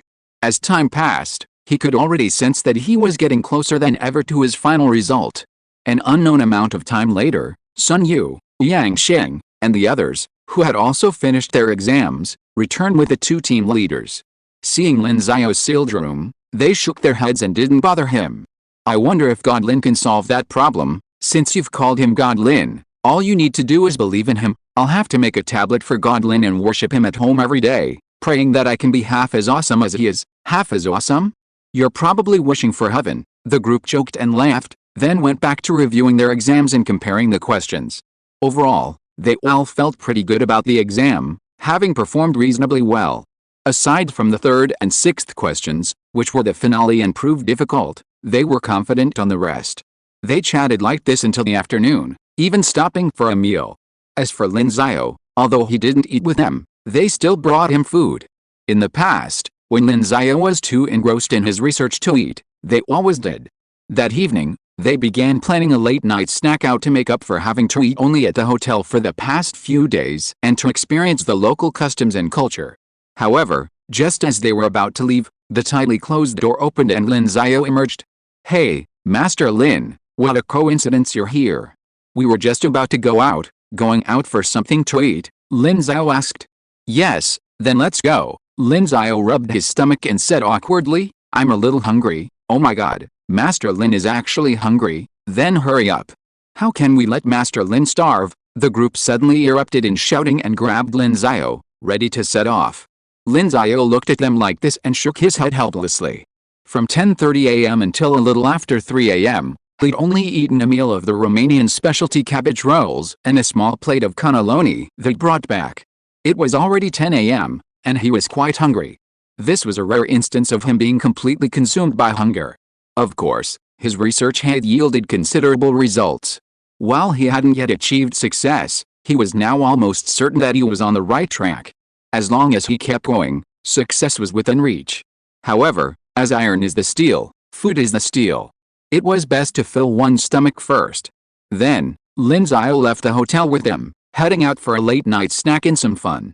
The next 2 days were the EMO exam grading team's exams, and each participant was also organized to go on a hiking trip.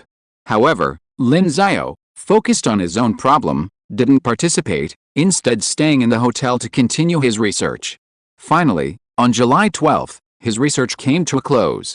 Looking at the long final string of equations before him, Lin Xiao looked back at the previous steps and finally breathed a sigh of relief. So, it's done. So, should I call it Lin's group transformation theory, or Lin's modular form transformation method? Oh, forget it. Let's not dwell on it for now. Let's solve the last problem first. The last problem was the distribution pattern of Mersenne primes. At this moment, the answer that had once seemed so far away was now within his reach. Chapter 88 Certification completed. Then, substitute equation and transform it, and then, Lin Xiao took the final steps, until finally, his brows raised slightly as he looked at his final result, when gx, fx, tx, xn plus, the fx, pnth term of the Mersenne number is prime. Thus, Lin Xiao's final achievement was complete. He had successfully predicted the distribution of the Mersenne number sequence, accurate to every term. Furthermore, he had also proved that there are infinitely many Mersenne primes. Since x belongs to the set of all positive integers, and since there are infinitely many positive integers, there must also be infinitely many Mersenne primes. Thanks to this final relationship, people can now easily determine whether a number is a Mersenne prime by simply plugging in all known prime numbers. Of course, this might seem meaningless, as we're still limited by the largest prime number. The largest prime number discovered so far, and also the largest Mersenne prime ever discovered, was found on December 26, 2017, at 2-77232917-1. In decimal terms, it has nearly 23 million digits. However, this isn't the case, as we can't be sure if there are any missing primes between the largest and second largest Mersenne primes. Similarly, we can't guarantee there are any missing primes between the second largest and third largest Mersenne primes. In fact, mathematicians have often found such missing primes in the past. In the Great Internet Mersenne Prime Search, GIMPS, a volunteer mathematical research project, many of the 51 Mersenne primes discovered so far were discovered only after a larger prime had been discovered. Now, Lin Xiao has completely solved this problem. Given enough time, any remaining primes will be easily discovered. Furthermore, we'll be able to easily discover even larger primes. After all, the current largest Mersenne prime uses 77,232,917 as its exponent. Apparently, humans have already discovered many primes larger than 77,232,917, such as 82,589,933. Using that prime, perhaps we can discover an even larger prime. 2-82589933-1 is the largest Mersenne prime, discovered in December 2018. Lin Xiao put down his pen, a satisfied smile on his face. Finally, it's done. It's July 12, 3 days before the deadline. He has 3 days to organize this information on his computer, translate it into English, and submit it to the National Congress of Mathematicians. Although time was somewhat tight, these were simple tasks, far simpler than solving this problem. After all, Lin Xiao had spent nearly a month just to complete it. Stretching, Lin Xiao took a sip of water. At this moment, the system's pleasant voice chimed in. Congratulations to the host for determining the distribution pattern of Mersenne primes. Considering the host's performance in the research, rewards, plus 300 math experience, plus 10 truth points, and 15 hours of sage state, congratulations to the host for reaching level 3 in math. Current experience points. 246/1000. Upon hearing these two notifications, Lin Xiao's eyes lit up. He'd actually directly added 300 experience points and 10 truth points. The 15-hour sage state was even more surprising. This was a powerful bonus that could directly increase his brain development by 50%. He'd already experienced that feeling of understanding the world the last time he'd experienced it. Now that his brain development was even higher, wouldn't the improvement be even greater? Oh, right, I've reached level 3 in math. Shouldn't I get a bonus to my brain development? Lin Xiao suddenly remembered. The system responded, math has reached level 3, with a 0.4% bonus to brain development, A whopping 0.4%? Hearing this number, Lin Xiao was incredibly surprised. 0.4%, that's equivalent to 13% of his current brain development. It truly was level 3, and that was impressive. While Lin Xiao was feeling pleasantly surprised, he suddenly felt a heaviness in his head, a dizziness. This was a side effect of a significant increase in brain development. If the increase was less, like the 0.05% increase last time, Lin Xiao would feel a slight cooling sensation. However, these weren't major issues. After a while, Lin Xiao felt his mind begin to clear up, as if he had entered a state of true sagehood. Of course, the 3 ultimate philosophical questions weren't running through his mind, but various mathematical problems. His understanding of mathematics had greatly improved.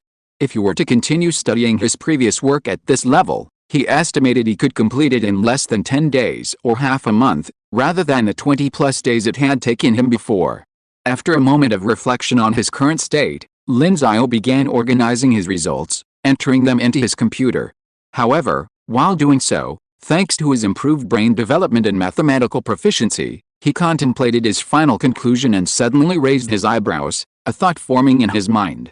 He then took out a pen and did some more calculations on his scratch paper, quickly arriving at a new deduction: when 2 cap 2 cap, x plus 1, p, 2 cap 2x, mp equals 2 cap, x plus 1, minus 1, xn plus. At this point, he wrote the words Zhou's conjecture at the end, followed by 2 more words, proof completed.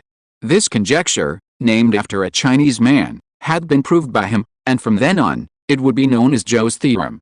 Although this theorem was verified based on Lin Xiao's precise predictions, and has been overshadowed by his achievements, it also represents the hard work of China's mathematical predecessors. While not as perfect as Lin Xiao's distribution formula, it is at least significantly more accurate than the Mersenne prime distribution predicted by other foreign mathematicians. In a sense, this also means that from now on, 2 Chinese mathematicians have surpassed countless others in the field of Mersenne primes. If you're listening to this novel on a channel other than Fanfic World, it means they downloaded and uploaded it without effort. We cordially invite you to visit our channel, Mundo Fanfic Novelis. There you'll find the original version of this story, and you can explore many other novels of various genres. We're waiting for you to immerse yourself in a world of incredible novels. Chapter 89: 6 people, 6 gold medals, first place in the team. Looking at the result, Lin Xiao sighed. He hadn't expected to have so easily proved a conjecture. System, won't you give me another reward for this? The system replied, it's already included in the previous reward. Hearing this, Lin Xiao curled his lips. You're a system, why don't you be a bit more generous? Of course, despite all the complaints, this was still a huge gain. Furthermore, beyond a reward from the system, the honor and rewards his achievement would bring him within the mathematical community and society at large would be unimaginable. The fact that he had accurately predicted the distribution of Mersenne primes, and how it would aid humanity in its search for even larger prime numbers, was enough to bring him considerable honor and material rewards. There's a foundation abroad called the Electronic Frontier that offers huge prizes to individuals or organizations who can find large prime numbers. For example, finding a prime number with over 100 million digits would earn $150,000, which would be about 1 million RMB in RMB. With Lin Xiao's achievement, let alone a 100 million digit number, he could even reach a billion. However, for now, Lin Xiao didn't feel much. For him, all he knew now was that he'd solved a problem that had stumped him for over 20 days, and now he could finally give an account to the International Congress of Mathematicians. As for the rest, that would wait. After all, the Congress still had 20 days to go. Then, without dwelling on it, Lin Xiao continued with his work.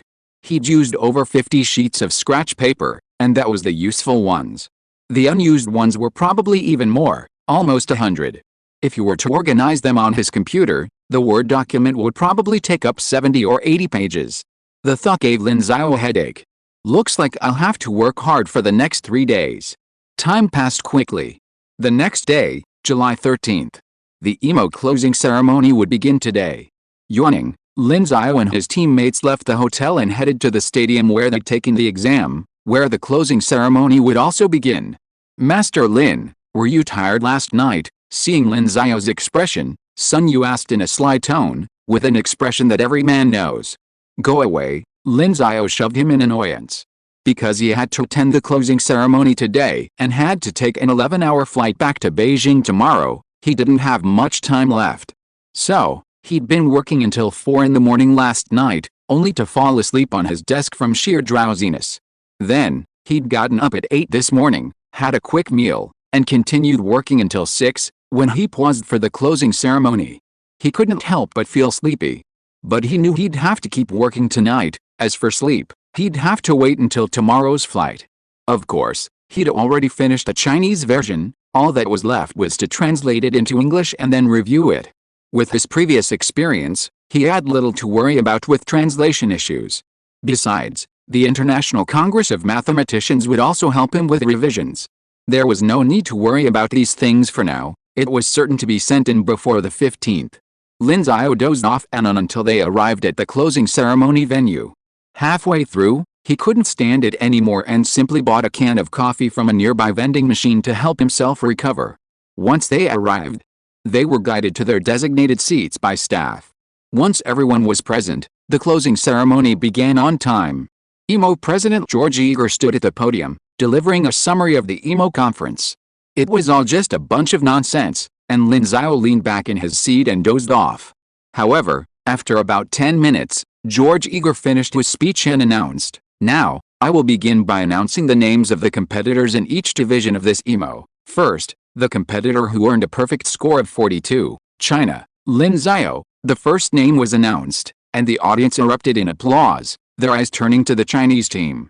This name, I'm sure everyone participating in this EMO will remember.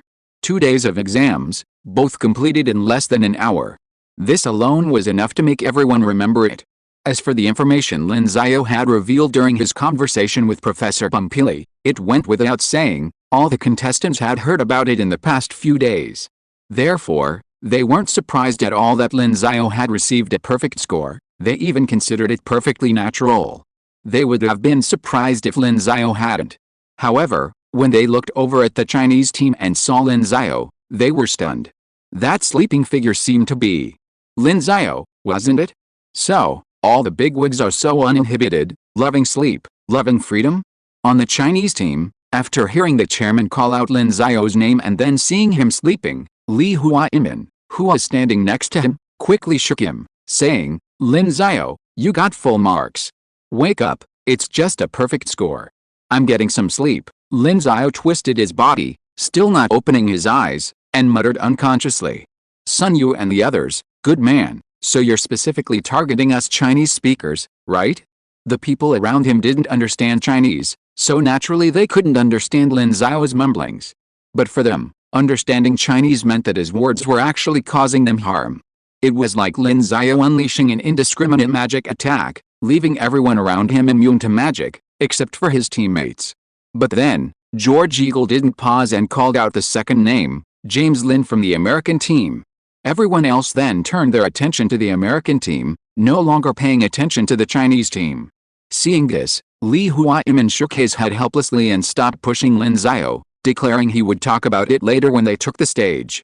Meanwhile, George Eagle continued reading out the other names. 3 people received full marks this time, Lin Xiao, James Lin, and a British competitor. These 3 of them clearly tied for first place in this EMO. However, this was only first place in terms of scores. Considering how far in advance Lin Xiao had submitted his paper, the true first place in terms of skill became clear, and everyone present knew the answer. Afterward, the 41-point bracket was vacant, with no competitor earning 41 points. This was common, nothing much to discuss. Then came the 40-point bracket, with 2 competitors, Yang Sheng and the American. Next came the brackets below 40 points. As the names were announced one by one, until all competitors with scores of 31 had been called, George Eagle announced, 31 points is the gold medal score for this competition, with these words. One could clearly hear the voices of disappointment from the surrounding competitors who still hadn't heard their scores.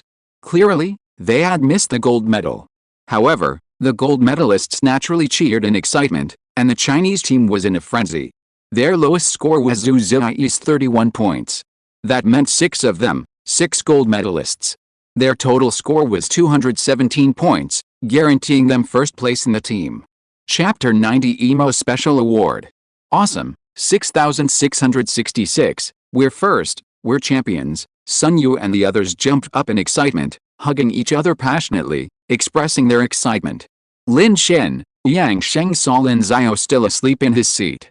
In his excitement, he pulled him up without thinking. Lin Shen, wake up. Lin Xiao was pulled up in a daze, his face a look of embarrassment. What happened? 6 of us, 6 gold medals.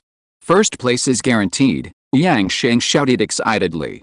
Lin Xiao thought for a long time and finally realized what Yang Sheng said. He turned around and saw that Sun Yu and the others were also celebrating excitedly. A smile appeared on his face. Then congratulations to you. Oh, why congratulate us? Just congratulate yourself. Yang Sheng patted Lin Xiao on the shoulder and said with a laugh.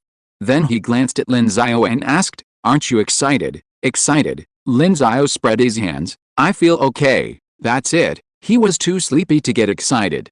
Yang Sheng, I'm sorry, why do I always treat gods like mortals? Lin Xiao shrugged and yawned again. Then he picked up the bottle of coffee he had just bought and took a sip.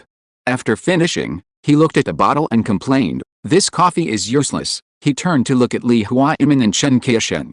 The 2 team leaders were also excited. Li Huaimin even took out his cell phone to call China. When the call was connected, he shouted, we are first place, 6 gold medals. Our 6 children are the best. The Chinese team had not won first place for 3 years, which was a huge blow to Chinese mathematics education. It even reduced the emphasis on talent training for mathematics competitions. Now that they have returned to the championship, it is obviously good news for mathematics educators like them.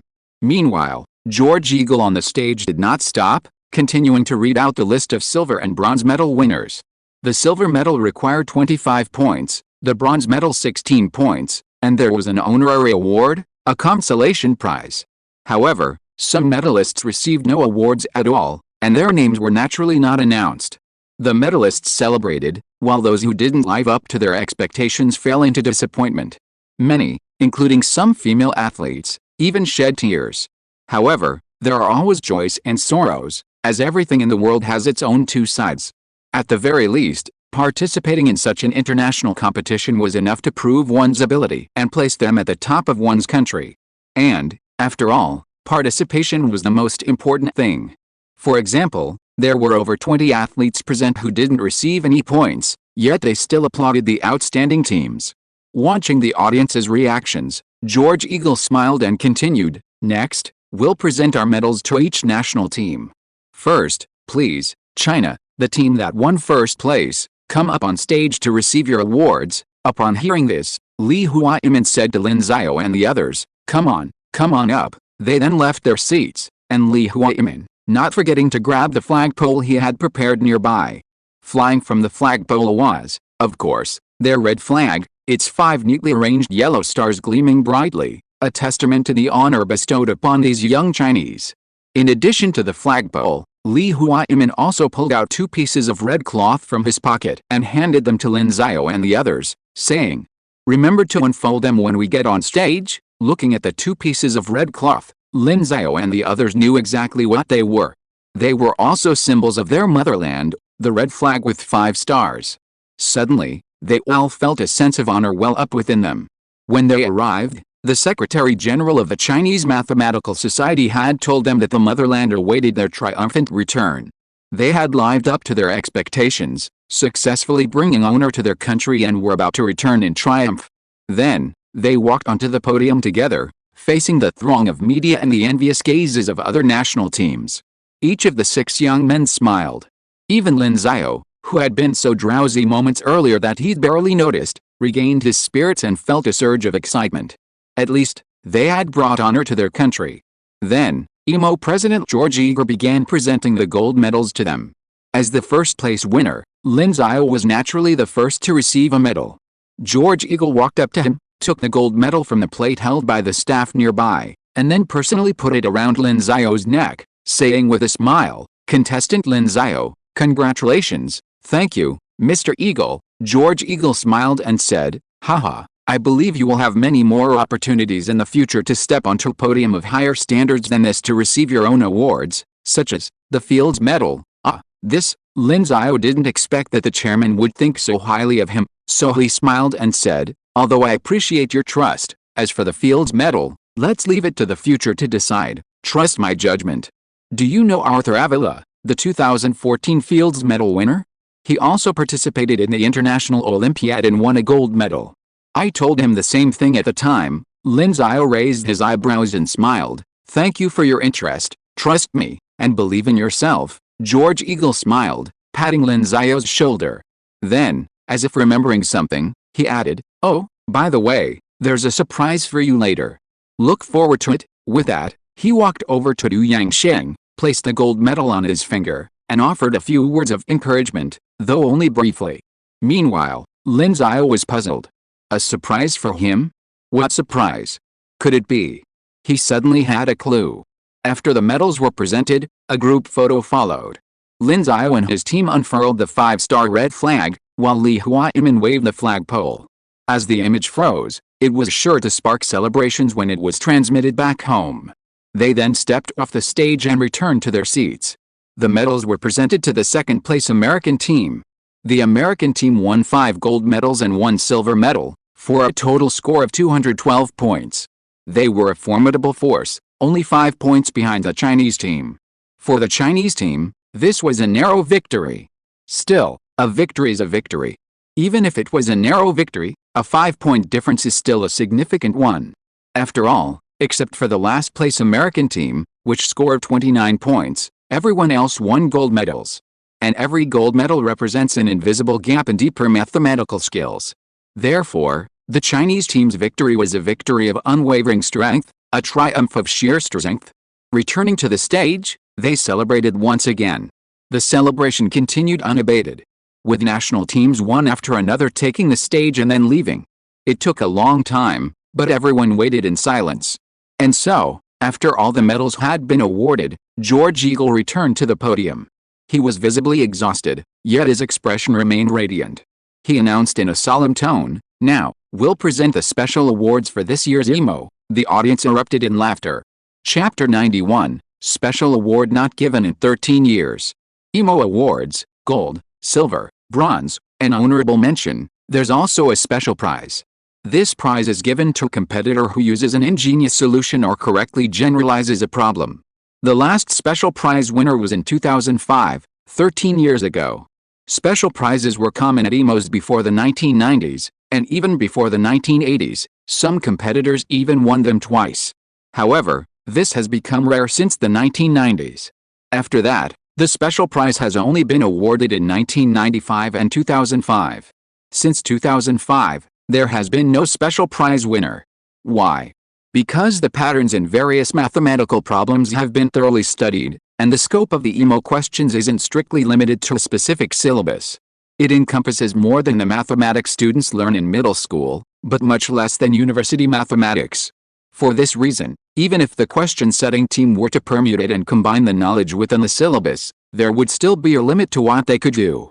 Furthermore, these were not simple permutations and combinations. After all, the question-setting team members were human, and their abilities were limited. While they could certainly come up with sufficiently difficult questions, the patterns they employed remained consistent.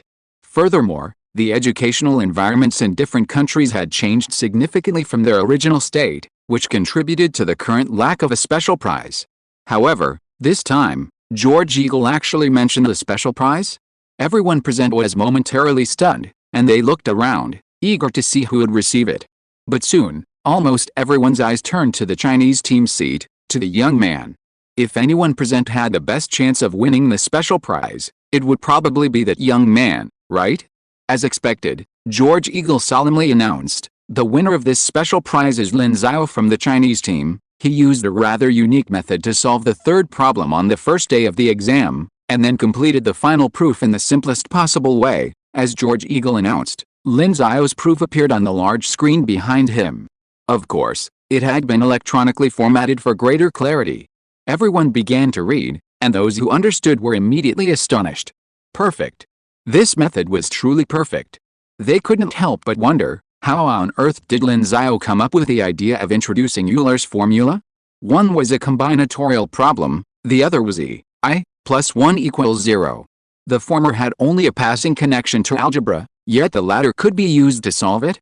Given them all, they probably wouldn't have come up with such a proof, even if given more time. Furthermore, the transformations Lin Xiao made during his calculations astounded them even more. Without these transformations, applying Euler's formula would have been impossible. On the American team, James Lin watched Lin Xiao's demonstration and gently shook his head. He exchanged glances with his teammates, each seeing the frustration in their eyes. The gap was truly enormous. Could China's education system actually produce such a formidable student? They were all in disbelief. The Chinese team, on the other hand, was once again overwhelmed with surprise. Li Huaimin looked at Lin Xiao and embraced him with both arms, his smile of disbelief tinged with a hint of bewilderment. Perhaps it resembled Guardiola's expression when he saw Lewandowski score 5 goals in 9 minutes. He hadn't expected Lin Xiao to win the special award, an award that hadn't been given in over a decade. For the Chinese team, this was the first time a player from their team had received a special award. This meant that Lin Xiao had made history for the Chinese emo. Li Huaimin gave Lin Xiao a thumbs up, overwhelmed with joy, and could only say, "Lin Xiao, you did a great job. Go up on stage and receive your award." Lin Xiao nodded. He had been prepared for the special award. After all, the chairman had previously told him there was a surprise for him. What surprises could the emo possibly hold? Nothing more than a special award. He sighed softly. Last year, he'd felt it would be a shame not to wear that golden medal on the emo podium. Now, not only did he wear the golden medal, he even received a special award that hadn't been given in ages. Yet, his heart remained calm. He left his seat again and walked onto the stage. This time, he was alone. Everyone's eyes were on him. "Congratulations, young man. This is what I call a surprise. How does it feel?" George Eagle smiled as he watched Lin Xiao approach. "Not bad, thank you, Mr. Eagle," Lin Xiao smiled back. "Haha, there's nothing to thank me for. This is all earned through your own hard work. It has nothing to do with me. Besides, awarding you the special award was a unanimous decision by our organizing committee, so it wasn't just my decision. Outstanding people have outstanding rights and outstanding honors," George Eagle said with a smile, just as a nearby staff member approached, carrying a tray containing the trophy. The special prize was a transparent trophy, its design quite unique. George Eagle held the trophy in both hands and handed it to Lin Xiao. "This trophy has long awaited its owner. 13 years have passed, and it is finally being displayed before the world once again. I believe that in the future, it will be proud of you, its owner." Lin Xiao solemnly accepted the trophy, a look of emotion on his face. This was his first trophy. All he had received before were medals, but this was a trophy. He then looked up at George Eagle, smiled slightly, and said, "I will not disappoint it." George Eagle was slightly taken aback, then smiled and said, "I look forward to that day, too." He had served as emo president for many years and had met countless mathematical geniuses, but Lin Xiao was the student he considered the most gifted. He also considered Lin Xiao the future mathematician with the best chance of winning the Fields Medal. In fact, he often told the best performers from various countries that they had a chance of winning the Fields Medal. This was his way of encouraging these young people, hoping that they would strive towards this goal in the future. As for the 2014 Fields Medal winner he'd told Lin Xiao about, it was all fabricated. Arthur Avila's emo gold medal had been won over 20 years earlier, and George Gaokao wasn't yet emo president at the time. He certainly couldn't have awarded Avila the medal and then told him he might win the Fields Medal. Of course, he also believed Lin Xiao wouldn't specifically look up such a thing. So, as long as Lin Xiao believed him, his words would surely inspire him. This was what he, as emo president, could do for the future of mathematics, and for this young man. A new January, please give me your monthly votes. Chapter 92 How do you know my son won the gold medal? With the end of the closing ceremony, the 59th International Mathematical Olympiad officially ended. The next step was to rest for the night, and then they could board the plane back to their home country tomorrow. As the biggest winner, the Chinese team had already felt the enthusiasm from the Chinese side even though they had not yet returned to China. Various calls came in, and calls from various media news also came in, wanting to interview them after they returned. However, Lin Xiao was puzzled. Why didn't he receive a single call, but everyone else received a call? Yang Sheng, Sun Yu, and everyone else's phone kept ringing. It was not until later that Lin Xiao received a call from his father, Lin Xiao, that he realized that he had been bombarded by major domestic media because of his winning the top spot, so he had set up call forwarding and transferred the call to his father. Don't set up call forwarding. Your dad, only answer calls at work. The boss says I don't answer as many calls as you do. Hearing his dad's complaints, Lin Xiao chuckled, don't say anything. My mom just texted me saying you answered the phone, and she was grinning from ear to ear after answering it. Your mom is slandering me. Your mom is slandering me, Lin Xiao said a few words, then laughed too. Indeed, of course he was grinning from ear to ear. Who wouldn't be happy to hear good things? So much so that a colleague just asked him, Old Lin, are you going out for a drink after get off work today? Then he said with a surprised expression, Huh? How did you know my son won the gold medal in the International Mathematical Olympiad? His colleague looked confused. What did you say? Then he said in surprise, Huh? You even knew he won not only the gold medal, but also a special award? Then there were congratulations, good luck, thank you, and so on. And so, everyone in his unit knew about it, so much so that one of their leaders angrily told him to stop showing off. Lin Xiao smiled and said, please help me with the work for a few more days. I've been working on a paper for the International Congress of Mathematicians. Hearing Lin Xiao's words, Lin Xiao naturally didn't refuse. He said, okay, then be safe over there. Call me when you get back, okay, Lin Xiao replied, then hung up. It was 8 o'clock in the morning in Romania, but it was already 13 o'clock in China. As for the closing ceremony, it was yesterday. However, he hadn't slept all night, constantly editing his paper. Finally, he had finished it. With a deep yawn, Lin Xiao added the last citations, then remembered something and added a few sentences to the end of the main text. A big thank you to Professor Pompili and Professor Adel Selberg. Their manuscripts were of great help in solving this problem. I am standing on the shoulders of giants. I'd also like to thank Professor Pompili once again for providing his and Professor Selberg's manuscripts. Professor Pompili has made me feel the passion of the mathematical community, and I will devote myself to mathematics with even greater enthusiasm and live up to your expectations. With these few additions, the report was finally complete. Regardless, Professor Pompili provided tremendous help, so of course I had to thank him in the main text. Okay, I can finally send it over there. Lin Xiao breathed a sigh of relief. It was already July 14th, and tomorrow was July 15th. Fortunately, he made it in time.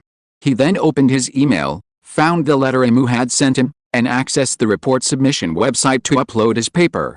Then, he threw himself onto the bed and found the most comfortable position. 3, 2, 1. He fell asleep. The exhausting days of study had left him exhausted, and he desperately needed a good night's sleep to refresh himself.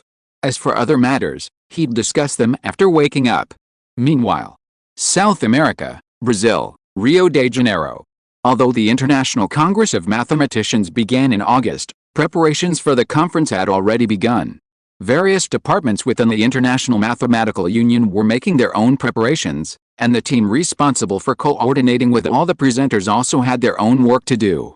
However, since all the presenters' work was basically done, they were chatting in their spare time. Is Professor Laforgue's presentation ready? It's been done a long time ago. To be honest, Professor Laforgue actually plans to use sea snakes to explore the Langlands program. I saw his presentation and it was absolutely brilliant, one person exclaimed. Another staff member nodded and said, it is indeed very exciting. Through the analysis of conformal field theory, he explored the algebraic changes of dimension 1 and non-singular addition points, and realized the Langlands global parameterization in the reduced group. It's very powerful. I read it several times before I understood it, but I still have some questions. I plan to go to the scene to listen to it when the time comes. I really don't understand how you people who studied the Langlands program do your research. I can't even understand my crappy Hilbert space. Okay, didn't you publish a paper in Advances in Mathematics some time ago? I heard that the University of Sao Paulo has invited you to teach. Why don't you go? I'll go as soon as I can get through this conference. The others couldn't help but look at him with envy. These staff members were all young, perhaps freshly graduated with a PhD. It would naturally be best for them to be able to teach at a university. After all, as math majors, becoming a teacher was the best path forward. Otherwise, they would have to learn other areas. Mathematics is a fundamental subject, after all. For applied fields, basic math alone isn't enough. For example, in finance or algorithms, learning other areas is necessary, which is certainly a good path forward. However, these people, once at the top of the academic hierarchy, were somewhat reluctant to actually learn these things. At this point, someone asked another colleague in charge of a number theory presentation, "By the way, Tom, did you get back to that young Chinese math genius? What surprise does he have for us?" Tom replied, "Don't mention it. He hasn't replied in the past 2 days. Tomorrow is July 15th, and I don't know if he'll get back on time. I hope Professor Viana won't give me any trouble then." Ha ha ha. The surrounding staff laughed. "Sorry to have kept you waiting for a long time. The update was in the early morning yesterday because the product was put on the shelves. Later, the update was restored to 11 o'clock. If you have other questions, you can join the group to ask. The group number is in the introduction." Chapter 93. Is this crazy? Everyone knew about the Chinese mathematical genius. Even they couldn't help but marvel at his good fortune, having just happened to arrive at the Quadrennial International Congress of Mathematicians.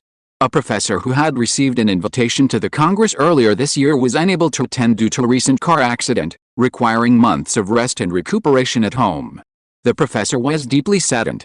After all, this was the International Congress of Mathematicians, and there were hundreds of thousands, if not millions, of mathematicians worldwide who wanted an invitation but never had the chance. If they had missed out, they would probably have been depressed for days. However, luck seemed to have become a zero-sum game. While one professor was unlucky, another mathematical genius was lucky. Normally, in situations like this, the person wouldn't be replaced.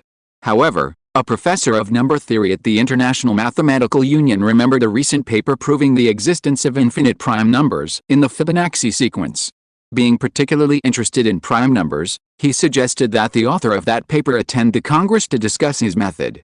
As a result, the other professors in number theory also unanimously agreed, and thus, the author of the paper, an 18-year-old boy, was given the opportunity to present at the International Congress of Mathematicians. He thus became the youngest speaker at the International Congress of Mathematicians. For the staff, upon hearing this news, they were filled with nothing but envy.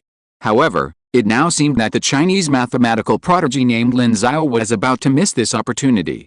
He had not yet submitted his paper. A few days ago, he had even said that he would give the International Congress a surprise. While it had to be admitted that the problem he solved had indeed surprised the mathematical community, that surprise was months ago. Could he possibly produce anything else? No one believed he could, and they all thought that this mathematical genius was perhaps a little too ambitious. Tom shook his head and said, "Well, let's see. Maybe he'll send it in now? Although it's unlikely." Then he stood up, walked to a nearby computer, opened their report submission website, took a quick look at the back end, and was stunned. Hey, he actually sent it over? And the title is, oh my god. His words caught the attention of his colleagues. They all glanced over, puzzled by Tom's surprise, and asked, "What's the title?" "Don't cut it short. The title is, A New Group Transformation Method and the Determination of the Distribution Law of Mersenne Primes." Upon hearing Tom's question, the staff looked at each other in confusion. Mersenne primes? Aren't they the prime numbers of the Fibonacci sequence? Yeah, didn't he solve the problem that there are infinite prime numbers in the Fibonacci sequence? How did it become the distribution of Mersenne primes? Are you sure you read it right, or are you sure it's that Lin Xiao? I'm sure it's him.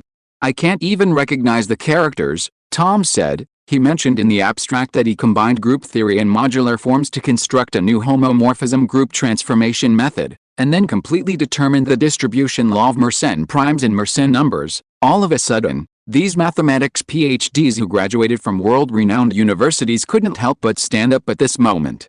Are you kidding me? He solved the distribution of Mersenne primes. He combined group theory and modular forms to solve a number theory problem? Oh my god, why do I feel like you're talking about the Langlands program again? Tom said helplessly. I'm kidding, I'm sure. What are you talking about? Take a look, take a look. Suddenly, a crowd of people gathered around, wanting to see the paper. If the content was as good as the abstract, then they had to admit that this was a real surprise for the International Congress of Mathematicians, a huge one at that. There were so many experts who had studied Mersenne primes, and now an 18-year-old had solved it? They were all a little incredulous. Tom, seeing the pile of people sending in their papers, said irritably, "I have to send it to President Vienna first, and then I'll have to ask the directors to review it. I don't know if it will pass their review yet, so don't push it around." Only after hearing Tom's words did they remember the incident. As relatively unknown figures in the mathematics world, they naturally couldn't review these manuscripts. At most, they could correct formatting issues, and the primary responsibility was to liaise with the presenters. As for the reviewers, they were naturally the highly respected professors within the mathematical union. Before that, the manuscripts had to be sent to the chair of the conference organizing committee, who would contact the presenters to review them and, if any questions arose, to contact them. It was just like publishing in a journal. Therefore, the deadline for conference papers was generally well in advance of the conference opening. Lin Xiao's situation was quite rare. Of course, the reason they invited him to come was that they assumed he was simply revising old results, which wouldn't take long. Unexpectedly, he took it so seriously and produced such an important result. Therefore, whether the manuscripts could pass the review process became a question. If they failed, this mathematical genius would likely miss out on such an opportunity. Tom then sent the manuscript to President Marcelo Viana. Marcelo Viana is a researcher at EMPA, Brazil's National Institute for Pure and Applied Mathematics. EMPA is Brazil's premier mathematics institute. As the host of this International Congress of Mathematicians, Marcelo Viana oversees all conference affairs, generally administrative ones. So, when he received the paper from the presenter liaison team, he immediately received it. He frowned slightly upon seeing the message. That young Chinese presenter had only just sent his report. As a conference manager, he was quite displeased with matters that were out of his control. After all, it meant uncertainty, and as the chair of this conference's organizing committee, he naturally wanted the entire conference to proceed smoothly without these problems. So, when the Chinese presenter was asked to give a presentation, he was somewhat reluctant. However, at the meeting, Peter Sarnak, a professor at Princeton University, had suggested it, and everyone else agreed. So, they had no choice but to invite him. As a result, the report had only just been submitted. It's unclear what the presentation was about, given that it took him a month to send it. However, when he opened the paper and saw the title, his eyes widened again. It's about determining the distribution of Mersenne primes. This is crazy. Chapter 94. The chairman of the conference organizing committee goes crazy. Even Vienna, who had no expertise in number theory, had heard of Mersenne primes. Numerous historical figures had studied Mersenne primes, not to mention Euclid and Mersenne, but also Fermat, Gauss, Goldbach, and others, all of whom had attempted to solve them, but all failed. Of course, these mathematicians lived long ago, and the mathematical tools available to them were far fewer than today. Furthermore, their mathematical research was not as convenient as it is today. There was no internet, no websites like Arxiv to search for all the papers in the world.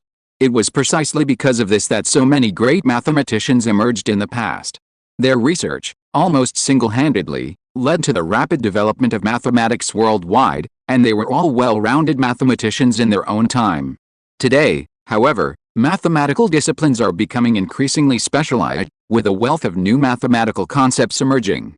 Take, for example, the algebraic geometry developed by Grothendieck, the emperor of mathematics, which is enough for modern mathematicians to devote their entire lives to studying, not to mention the concepts used in Lin Xiao's research. For example, group theory wasn't developed until Galvero more than a decade after Gauss's death. Modular form theory didn't emerge until the late 19th century, and only matured after the 20th century.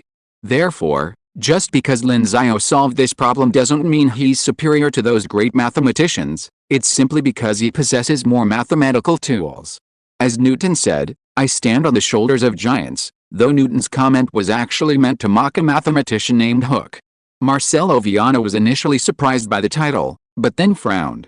"But, I remember his paper was supposed to be about a Fibonacci sequence, wasn't it? What's going on here?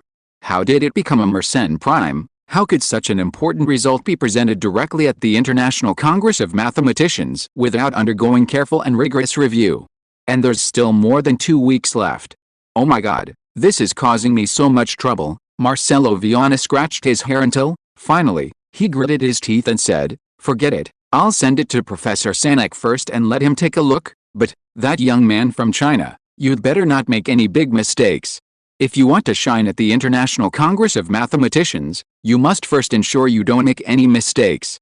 Otherwise, the Congress can only prevent you from becoming a laughingstock." He muttered this to himself, and then sent the paper to Peter Sanek. As a member of the International Mathematical Union, Professor Sanek also volunteered to review it. Princeton University, Fine Hall. Professor Peter Sanek's office. Peter Sanek was the Wolf Prize winner in mathematics who had reviewed Lin Xiao's paper on the prime number problem of the Fibonacci sequence. He was currently reviewing the paper, which was also his job as editor-in-chief of the Annals of Mathematics. But then he suddenly noticed a message from the International Congress of Mathematicians. From Professor Wiana, the chairperson of this conference. Seeing the message was from the chairperson of the conference organizing committee, he didn't hesitate. He paused his work and opened the message to read. He soon understood Professor Wiana's purpose. Lin Xiao submitted his paper only now. Professor Sanek was stunned by this news. It was only a little over 2 weeks before the conference, and Lin Xiao had only just submitted his paper. He had taken the initiative to suggest that Lin Xiao come and give his presentation. After all, the solution of a rare prime number problem was clearly a welcome development for those working in number theory, so the other professors had accepted it. Of course, he had also been motivated by the desire to support young mathematicians and to get to know Lin Xiao. But a month had already passed, and Lin Xiao had only just finished putting together his paper. That was a bit slow. However, he shook his head again. Regardless, submitting it was fine. Even if it was a little late, it didn't matter. He then downloaded the file sent by President Wiana. However, upon opening it, he was stunned. Group transformation method? And the distribution of Mersenne primes. What is this? Did he use modular forms in his original paper? Didn't he use polynomial transformations? Professor Sanek initially doubted this was the same Lin Xiao, but then he looked at the signature on the paper and saw it was indeed Lin Xiao. Then he wondered if his memory was distorted. Rubbing his head, he grabbed a cup from the side and took a sip of the coffee, perking up slightly. Then he looked at the abstract. After reading it, his eyes widened, and he took another sip of coffee to calm his nerves. He then checked the page numbers, 78. He choked on his coffee. Cough, cough, cough. His graduate students in the room couldn't help but ask with concern, "Professor, what's wrong?" "Nothing." Sanek patted his chest. Once he felt better, he frowned and looked at the paper on his computer. Finally, he gave a wry smile. This Lin Xiao had truly given him a surprise. But this surprise was delivered to him in 2 parts. He had received the surprise now, and now he hoped he would successfully receive the joy in the second half. But that would have to wait until he finished reading the paper. That really gives me a difficult problem, 78 pages. Can you finish it in 45 minutes? He sighed, but didn't rush to read it directly. The paper was too long, and the conclusions too shocking. He needed to find some mathematician friends to look at it with him. And who were his mathematician friends? Pierre Deligne, yes, he's a Fields Medalist and a tenured fellow at the Institute for Advanced Study in Princeton. What about Bergen? But he probably doesn't have time, he's also a Fields Medalist. Or Langlands? But he's in Turkey now, and I don't know what he's been working on all day. This is the originator of the Langlands program, the Grand Unified Theory of Mathematics. Pompiri is still traveling in Europe. He will probably come after the Mathematician Congress starts. Forget it, let's find Deligne. He should have nothing to do recently. After deciding who to find, Sanek contacted Professor Deligne, sent the paper to him, and then began to read the paper himself. Chapter 95. What kind of image is Lin Xiao? For Professor Sanek, reviewing papers is a frequent occurrence. After all, as the editor-in-chief of the Annals of Mathematics, he has a large number of papers to review. He particularly reviews submissions that have the potential to be published in the journal, both those within his research field and those outside it.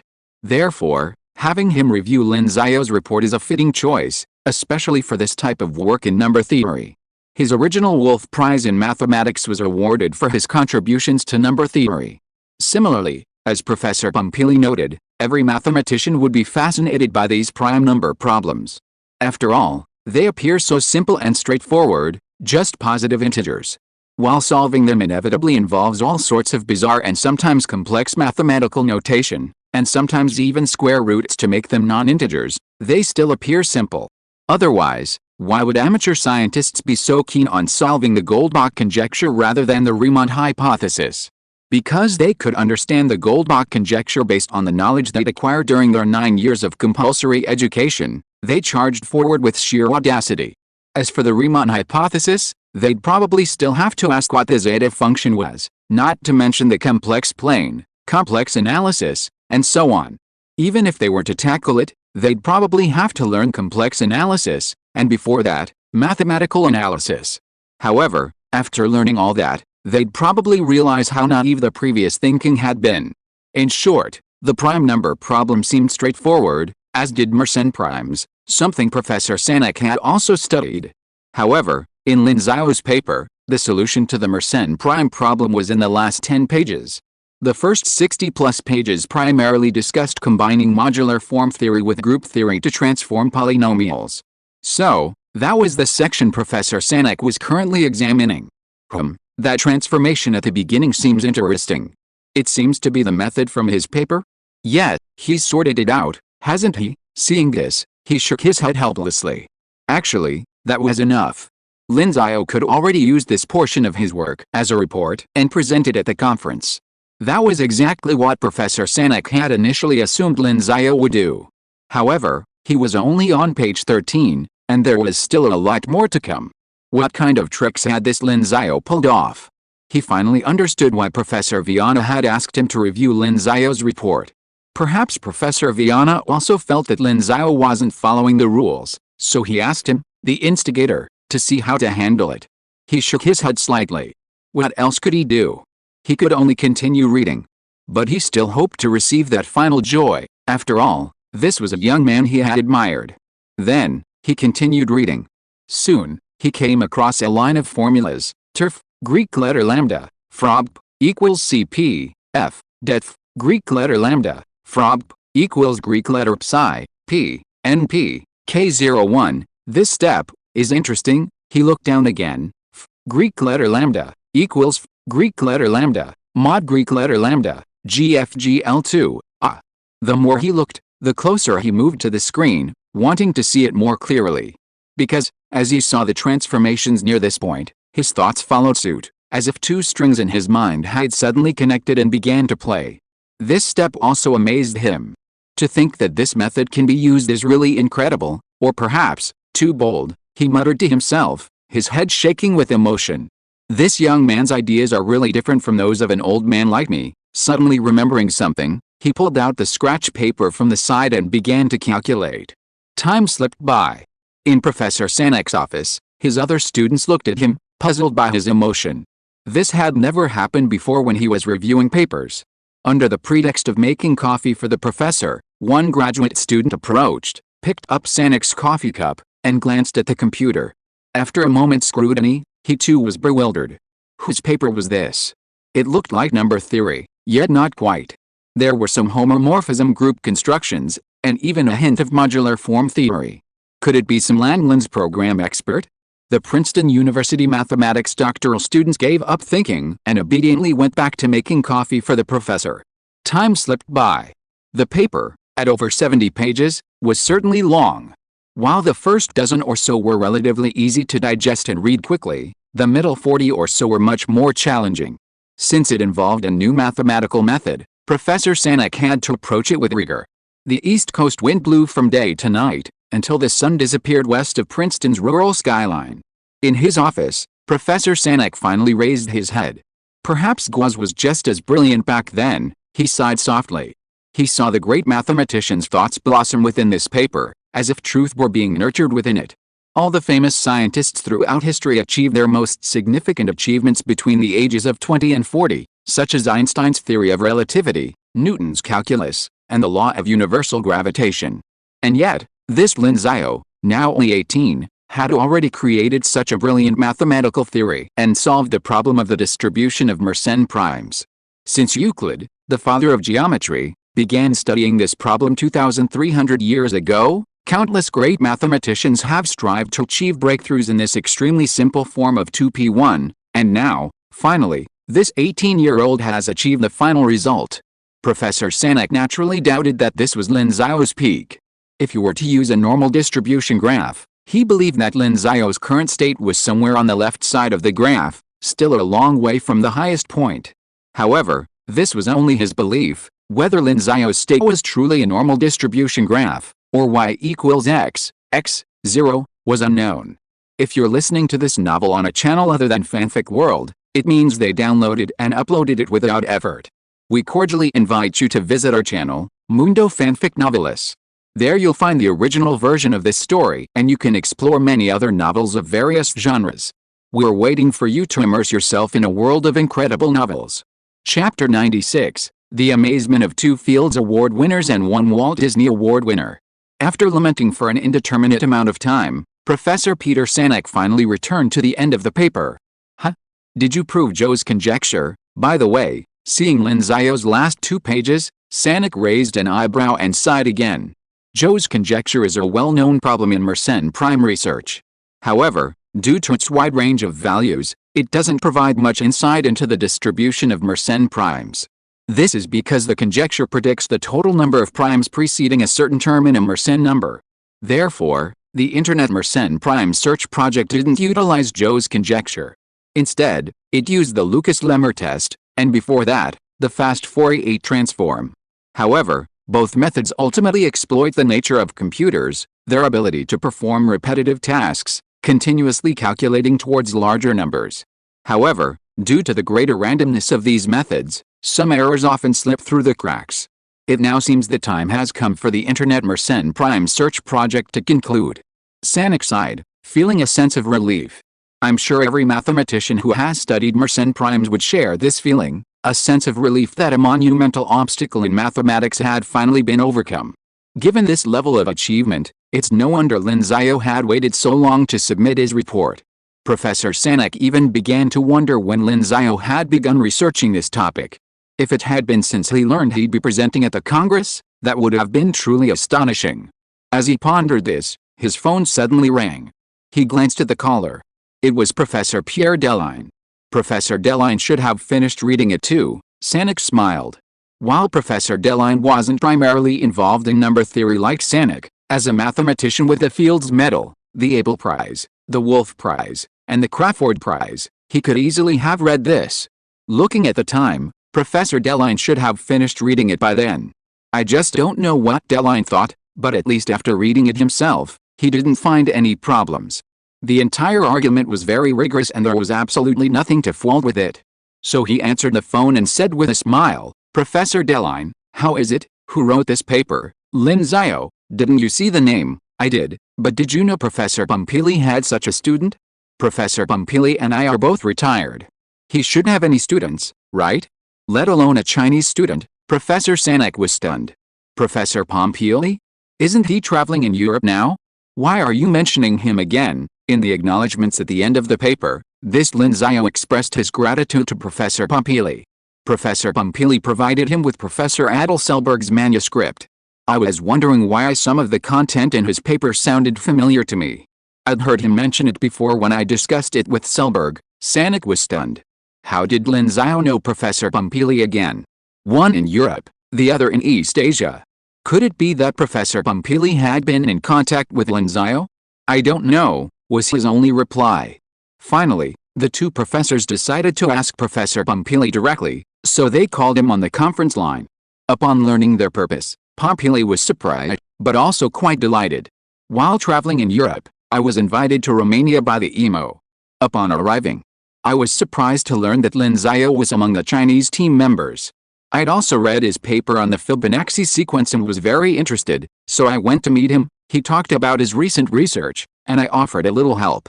By the way, you said, he successfully determined the distribution of Mersenne primes, right? Hearing Professor Pompili's words, Sanek and Delaine were struck by the sheer coincidence. Yes, if I'm not mistaken, his new group transformation method can already predict the distribution of Mersenne primes. And I guarantee that those studying the Langlands program will be pleasantly surprised. The combination of group theory, modular forms, and prime number problems, I think my previous research on L functions can also be applied. In short, with this result, he could even give a 1-hour talk at the International Congress of Mathematicians in August.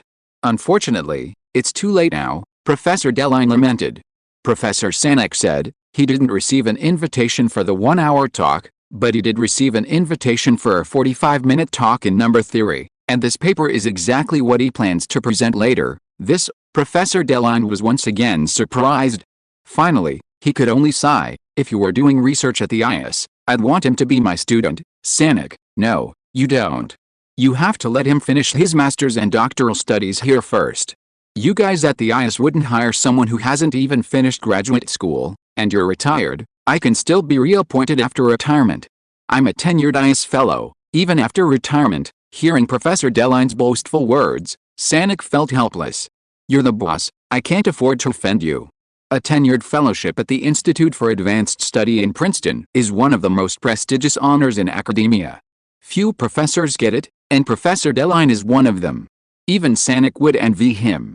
Okay, that's all for now. Seeing there was nothing more to say, Professor Pompielli said, guess I should get ready for my trip to Rio de Janeiro. Deline echoed, I'm looking forward to that day, too. Professor Sanek then thought of Professor Viana. He still had to inform him of the results. Since even Professor Deline had approved it, and he hadn't found any errors, it was basically clear. Of course, he'd likely have to reread the paper several more times to double-check. For such an important result, no amount of rigor was too much. He'd also have other professors in the field of number theory at the Mathematicians Conference review it. This, too, would help Lin Xiao get some publicity. Perhaps this simple 45-minute presentation would spark as much excitement as an hour-long one? Professor Sanek couldn't say for sure. So, the three mathematicians said goodbye and closed the conference video. Thanks to Gu Wendao for the leader's reward. Thank you very much. About update. 1. Yesterday it was updated at 0000 hours because of the listing. The update time will be around 11 o'clock in the morning before it is restored to. After the listing, try to ensure that 10,000 words are updated every day. However, because the author needs to complete the graduation thesis, sometimes it may not be possible to update 10,000 words. Please understand. 3. There is no plan to add more chapters. It is not easy to keep updating 10,000 words. Thanks to Wu Maiwei Yang for the 5,000 starting coins reward. Thanks to 160,429,223,328,360 for the 2,000 starting coins reward. Thanks to Wild Boar Peggy for the 1,500 starting coins reward. Thanks to the other side of the illusion, Mr. Fishin, a generation of salty people, and Altria Pandragon for the 500 starting coins reward. Thanks to 20200618061729698 for the 233 starting coins reward. Thanks to Crossing the Hill but Finding No One Waiting, Indescribable Demon, Beijing, Shanghai and Guangzhou Rich Lady Killer, and Charming Henmi for the 100 starting coins reward. Chapter 97. Look at your trophy. A passenger plane took off from Romania, bound for Shangjing, China, and swept across the boundless sky, finally entering Chinese airspace and inching ever closer to its destination. On board, all the passengers chatted about their own affairs, awaiting arrival. Master Lin, can I see your trophy? Lin Xiao said grumpily. Get lost, how many times have you said that? These guys had been saying this to him from time to time since he received the special prize. At first, he dismissed it as nothing, but then, realizing what they were talking about. Can't you just stay as innocent and handsome as I am? The others rolled their eyes. Yeah, right. Lin Xiao shook his head. These guys just wouldn't listen. As expected, he could only admire his handsomeness in private. At that moment, Chen Kexing, standing next to him, suddenly pulled out a few banknotes and handed them to Lin Xiao. Lin Xiao glanced at the bills and didn't recognize any of them. He had no idea which country they were from. Oh, but there was $1 bill he recognized. After watching so many American movies, of course he had to recognize it. He asked, puzzled, what is this? Chen Kexing smiled. Didn't I tell you? During the exam the next day, I'll make a bet with the deputy team leaders from other countries. It's about whether you can come out an hour early. A few team leaders took the bet with me. The stake was 2 $1 bills from their country. I won, so we split it in half. Lin Xiao couldn't help but laugh. You actually took the bet. However, the stakes weren't that big, probably just some entertainment for the deputy team leaders when they were bored. Then, without refusing, he took the bills and took a look. There were 5 in total, meaning that 5 deputy team leaders had made a bet with Chen Qiushen. Here, this one's $1, this one's £1, this one's a ruble, and there's also money from Singapore and Romania. Lin Xiao nodded. He could now be considered someone with foreign exchange. He pocketed the 5 bills and then returned his gaze to the computer in front of him. His paper was displayed on the screen. Besides checking for errors or mistakes, reviewing his own paper was also a way to review what he had learned and learn something new. At this moment, he was contemplating the new methods in his paper. Group theory, modular forms, number theory. The combination of these concepts easily reminded him of something, the Langlands program. The simplest understanding of the Langlands program is a set of conjectures that point to 3 relatively independently developed branches of mathematics: number theory, algebraic geometry, and group representation theory. These conjectures, in fact, are closely related. More complexly, it states that all nth-order good Euler products are automorphic L functions of GLN. Research on this grand unified theory of mathematics is commonplace in the mathematical community. Once the Langlands program is proven, it means that we can use these previously independent theories as a single entity. This clearly holds immense significance for the entire mathematical community, much like the grand unified theory of physics, which unifies quantum mechanics and general relativity. Both of these grand unified theories represent a step closer to understanding the truth of the universe.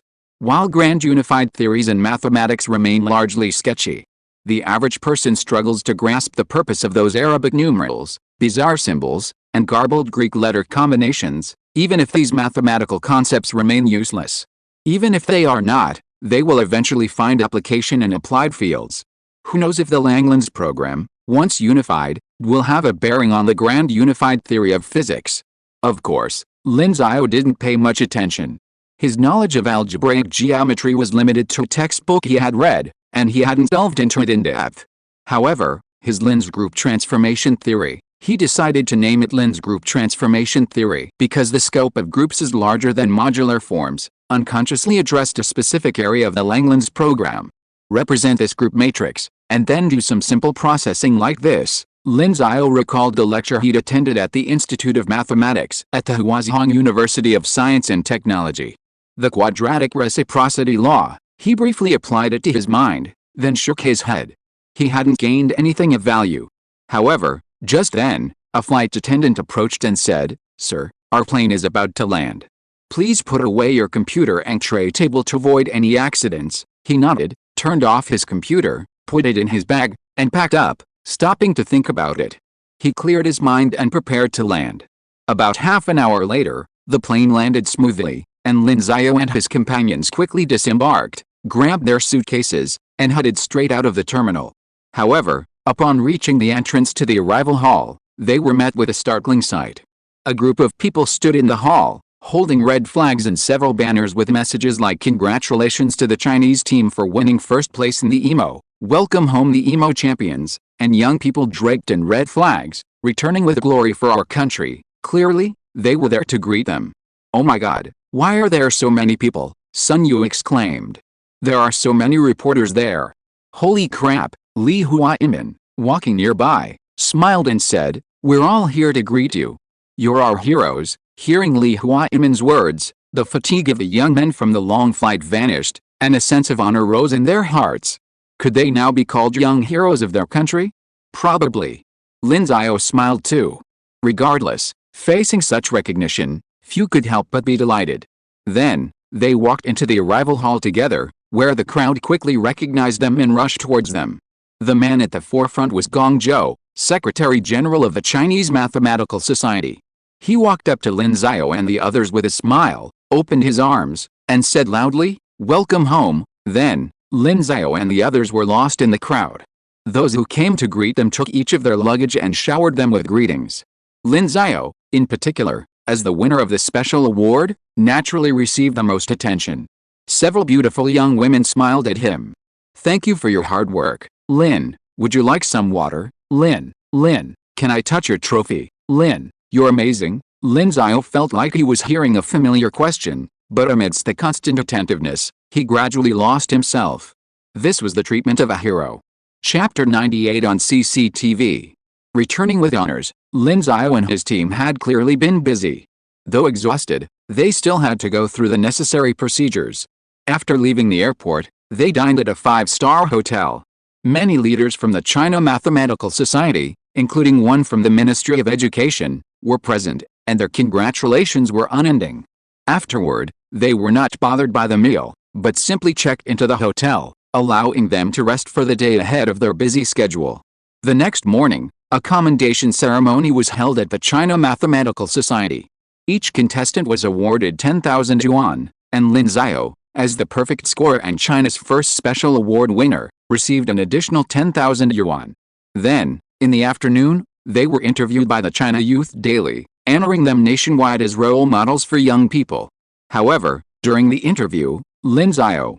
The interview took place in a lecture hall at the China Mathematical Society. The interviewer was a female reporter named Wang. She smiled and said, "Hello, Lin Xiao, how do you feel about winning the EMO Gold Medal and Special Award?" Lin Xiao replied with a smile, "As for feelings, there's nothing much. I just achieved the results I wanted. Of course, I also want to thank my parents. My mother is an elementary school math teacher. It was her enlightenment that made me interested in math. Then I have to thank the teachers I met.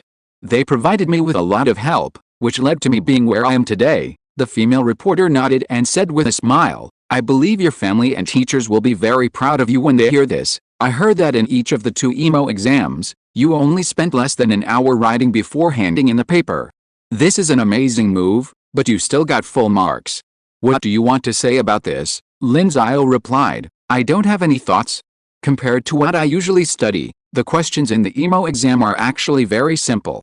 Handing in the paper in less than an hour is also normal for me." After hearing Lin Xiao's words, the female reporter also realized what it meant to face the shock of a god of study. In an international competition like the EMO, only 3 people get full marks. So, for Lin Xiao, spending an hour to finish the paper was just average? The female reporter recalled her own high school math experience, which was truly unpleasant. Fortunately, she had chosen broadcasting as her major in college, so she didn't have to study advanced mathematics. She stopped thinking about those tormented days and moved on to the next topic. "Haha, you're truly a math genius. Sometimes I envy you guys who are good at math, especially at such a young age. You're only 18, right?" "Yes, I heard you received an invitation to the International Congress of Mathematicians because you solved a world-class math problem." "Yes, it starts in August." It's said that being invited to the International Congress of Mathematicians is a great honor. Among Chinese mathematicians before, only about 30 people received such an invitation. And you received one at such a young age. Can you share your thoughts on it? I have to thank the mathematical community for their recognition and support, and the many worthy predecessors I met along the way. I will also produce more results in the future and live up to their expectations. Haha, then I wish you all the best, reporter Wang said with a smile. Finally, I'd like to ask you one more question. Why did you choose mathematics as your career path? Was it because of interest? Hearing this question, Lin Xiao was stunned. Who said I chose mathematics as my career path? He was a man who was determined to answer the truth. But after thinking about how he had always made great strides in mathematics, while his other subjects were still abysmal, he gave up his objection. Let's study mathematics. It's definitely related to my interests. I find studying mathematics very interesting, and it makes me feel like I'm doing the smartest work in the world. Also, mathematics is the language of the universe. Studying it makes me feel closer to the universe, closer to truth, and that's what I want to achieve. After hearing Lin Xiao's words, the female reporter felt a sense of awe, and finally said, I believe you can do it, thank you. The interview ended quickly, lasting only 4 or 5 minutes, which is usually not too long. Reporter Wang also told Lin Xiao to watch the news tonight, where he would see him. This made Lin Xiao sigh at the speed of the news, as it was almost 5 o'clock. He smiled and said, I'll watch it on time. After saying goodbye, reporter Wang and the cameraman quickly left, probably rushing back to edit the video. Sun Yu and the others, who had been watching Lin Xiao being interviewed, gathered around him. Master Lin, how does it feel to be on TV? Lin Xiao replied, who's on TV? Upon hearing this, the others were speechless. Master Lin, you've changed. You weren't like this before, I learned this from you guys. You've led me astray, Lin Xiao pleaded, don't slander me. They chatted for a while before Li Huaimin walked in again and said, Get ready. We're going to dinner soon. Lin Xiao came to his senses and replied, yes, they've been busy with social events lately. This afternoon, it seems a retired senior official who used to work in education wants to meet them. He's interacting with people at a higher level now. Another dimension. Jinchang City Administration for Industry and Commerce 7 p.m. Today is Monday, so the bureau isn't very busy. Lin Guowen ate in the company cafeteria and didn't rush home. Instead, he gathered with his colleagues in front of the TV to watch the news broadcast. While it's not true that everyone working in the government enjoys watching the Xinhunlianbo news broadcast, everyone in Lin Guowen's unit does, a trend set by their director. They chatted as they watched the Xinhunlianbo news broadcast, and some even bought melon seeds and joined in on the fun. A man's joy is blogging, especially for civil servants. While watching the news, they occasionally criticize current issues, satisfying their inner desire to express themselves. Then, the scene changed, and the next news item began. The 59th International Mathematical Olympiad, EMO, recently concluded successfully in Romania. 6 Chinese contestants secured first place overall with a combined score of 217, 5 points ahead of the second-place American team. Furthermore, they were the only team to win all gold medals. Also, one of the 6 contestants, Lin Xiao, was one of 3 to achieve a perfect score and receive the EMO Special Award. This award is given to contestants who solve the exam ingeniously.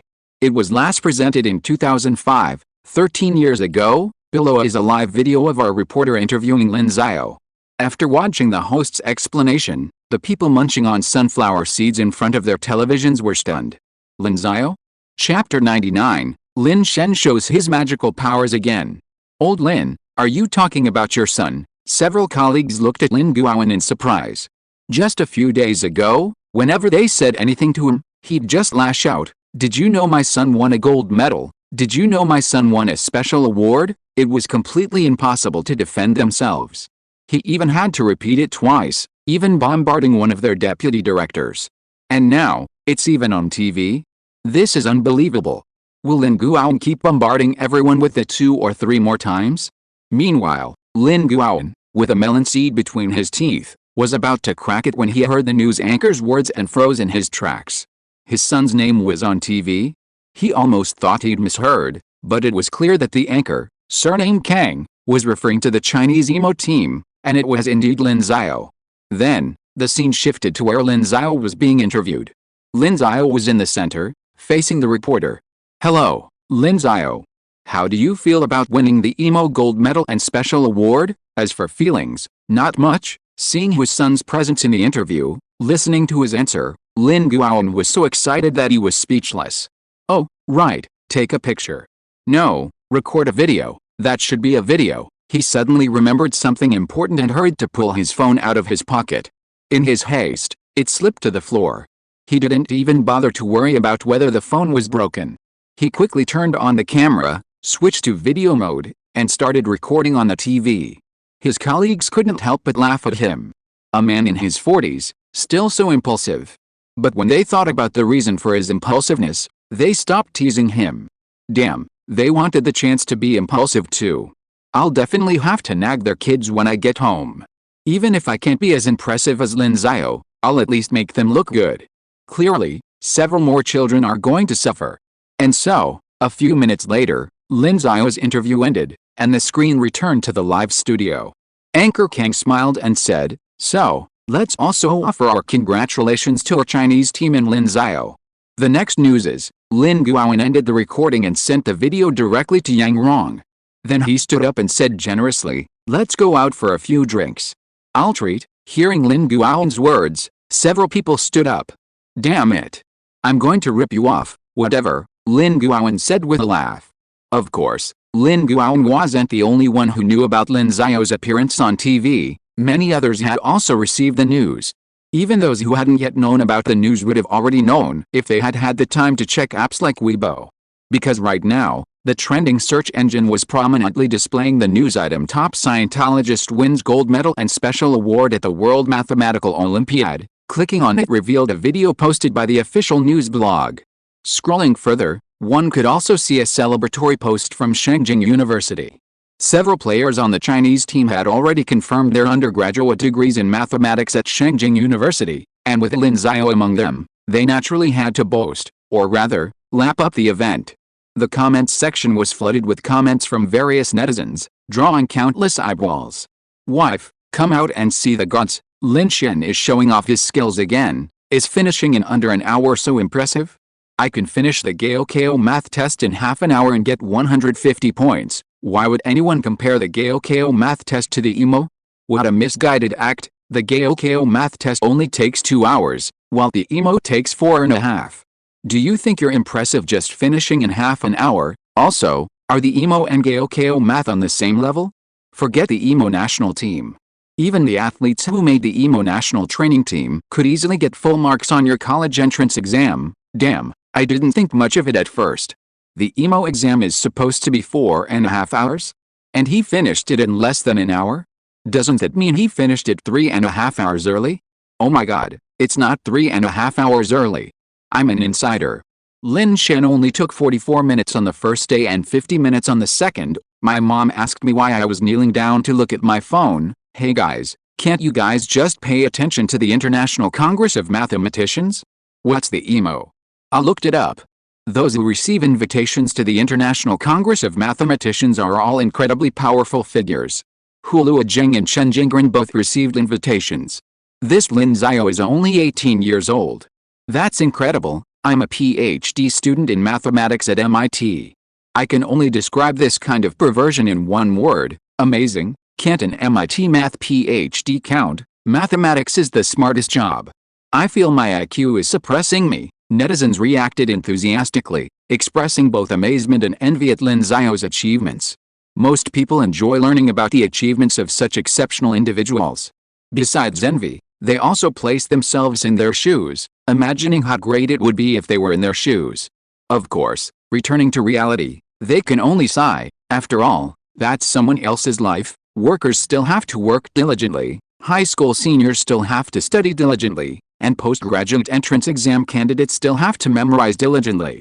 For Lin Xiao, after experiencing such enthusiastic responses, he finally returned to peaceful life. In the next few days, he would apply for a visa to Brazil, then return home to sort out the awards he received from the municipal government and some companies for his top score in the college entrance exam last month. After that, he would return to Beijing to await his departure for Brazil. As for the paper presentation, the International Congress of Mathematicians had already sent word that his paper had passed review, and he would be able to present it when he arrived. Lin Xiao probably couldn't have guessed the surprise on Professor Viana's face when he learned his paper had actually received unanimous approval from several professors. Professor Viana had even begun to wonder if 45 minutes was enough for such an important achievement.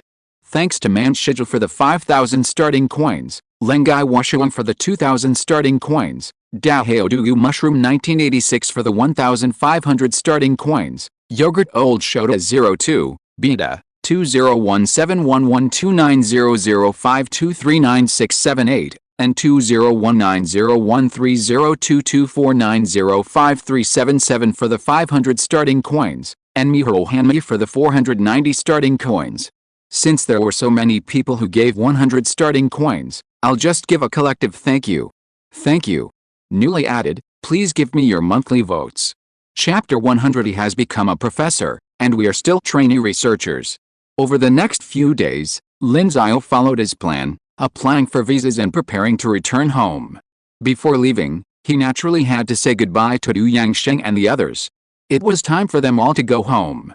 Since joining the national team, they were no longer just hanging out with their high school classmates, but rather with the 6 of them. Naturally, they were all reluctant to part ways. Of course, on second thought, it was only a little over a month away.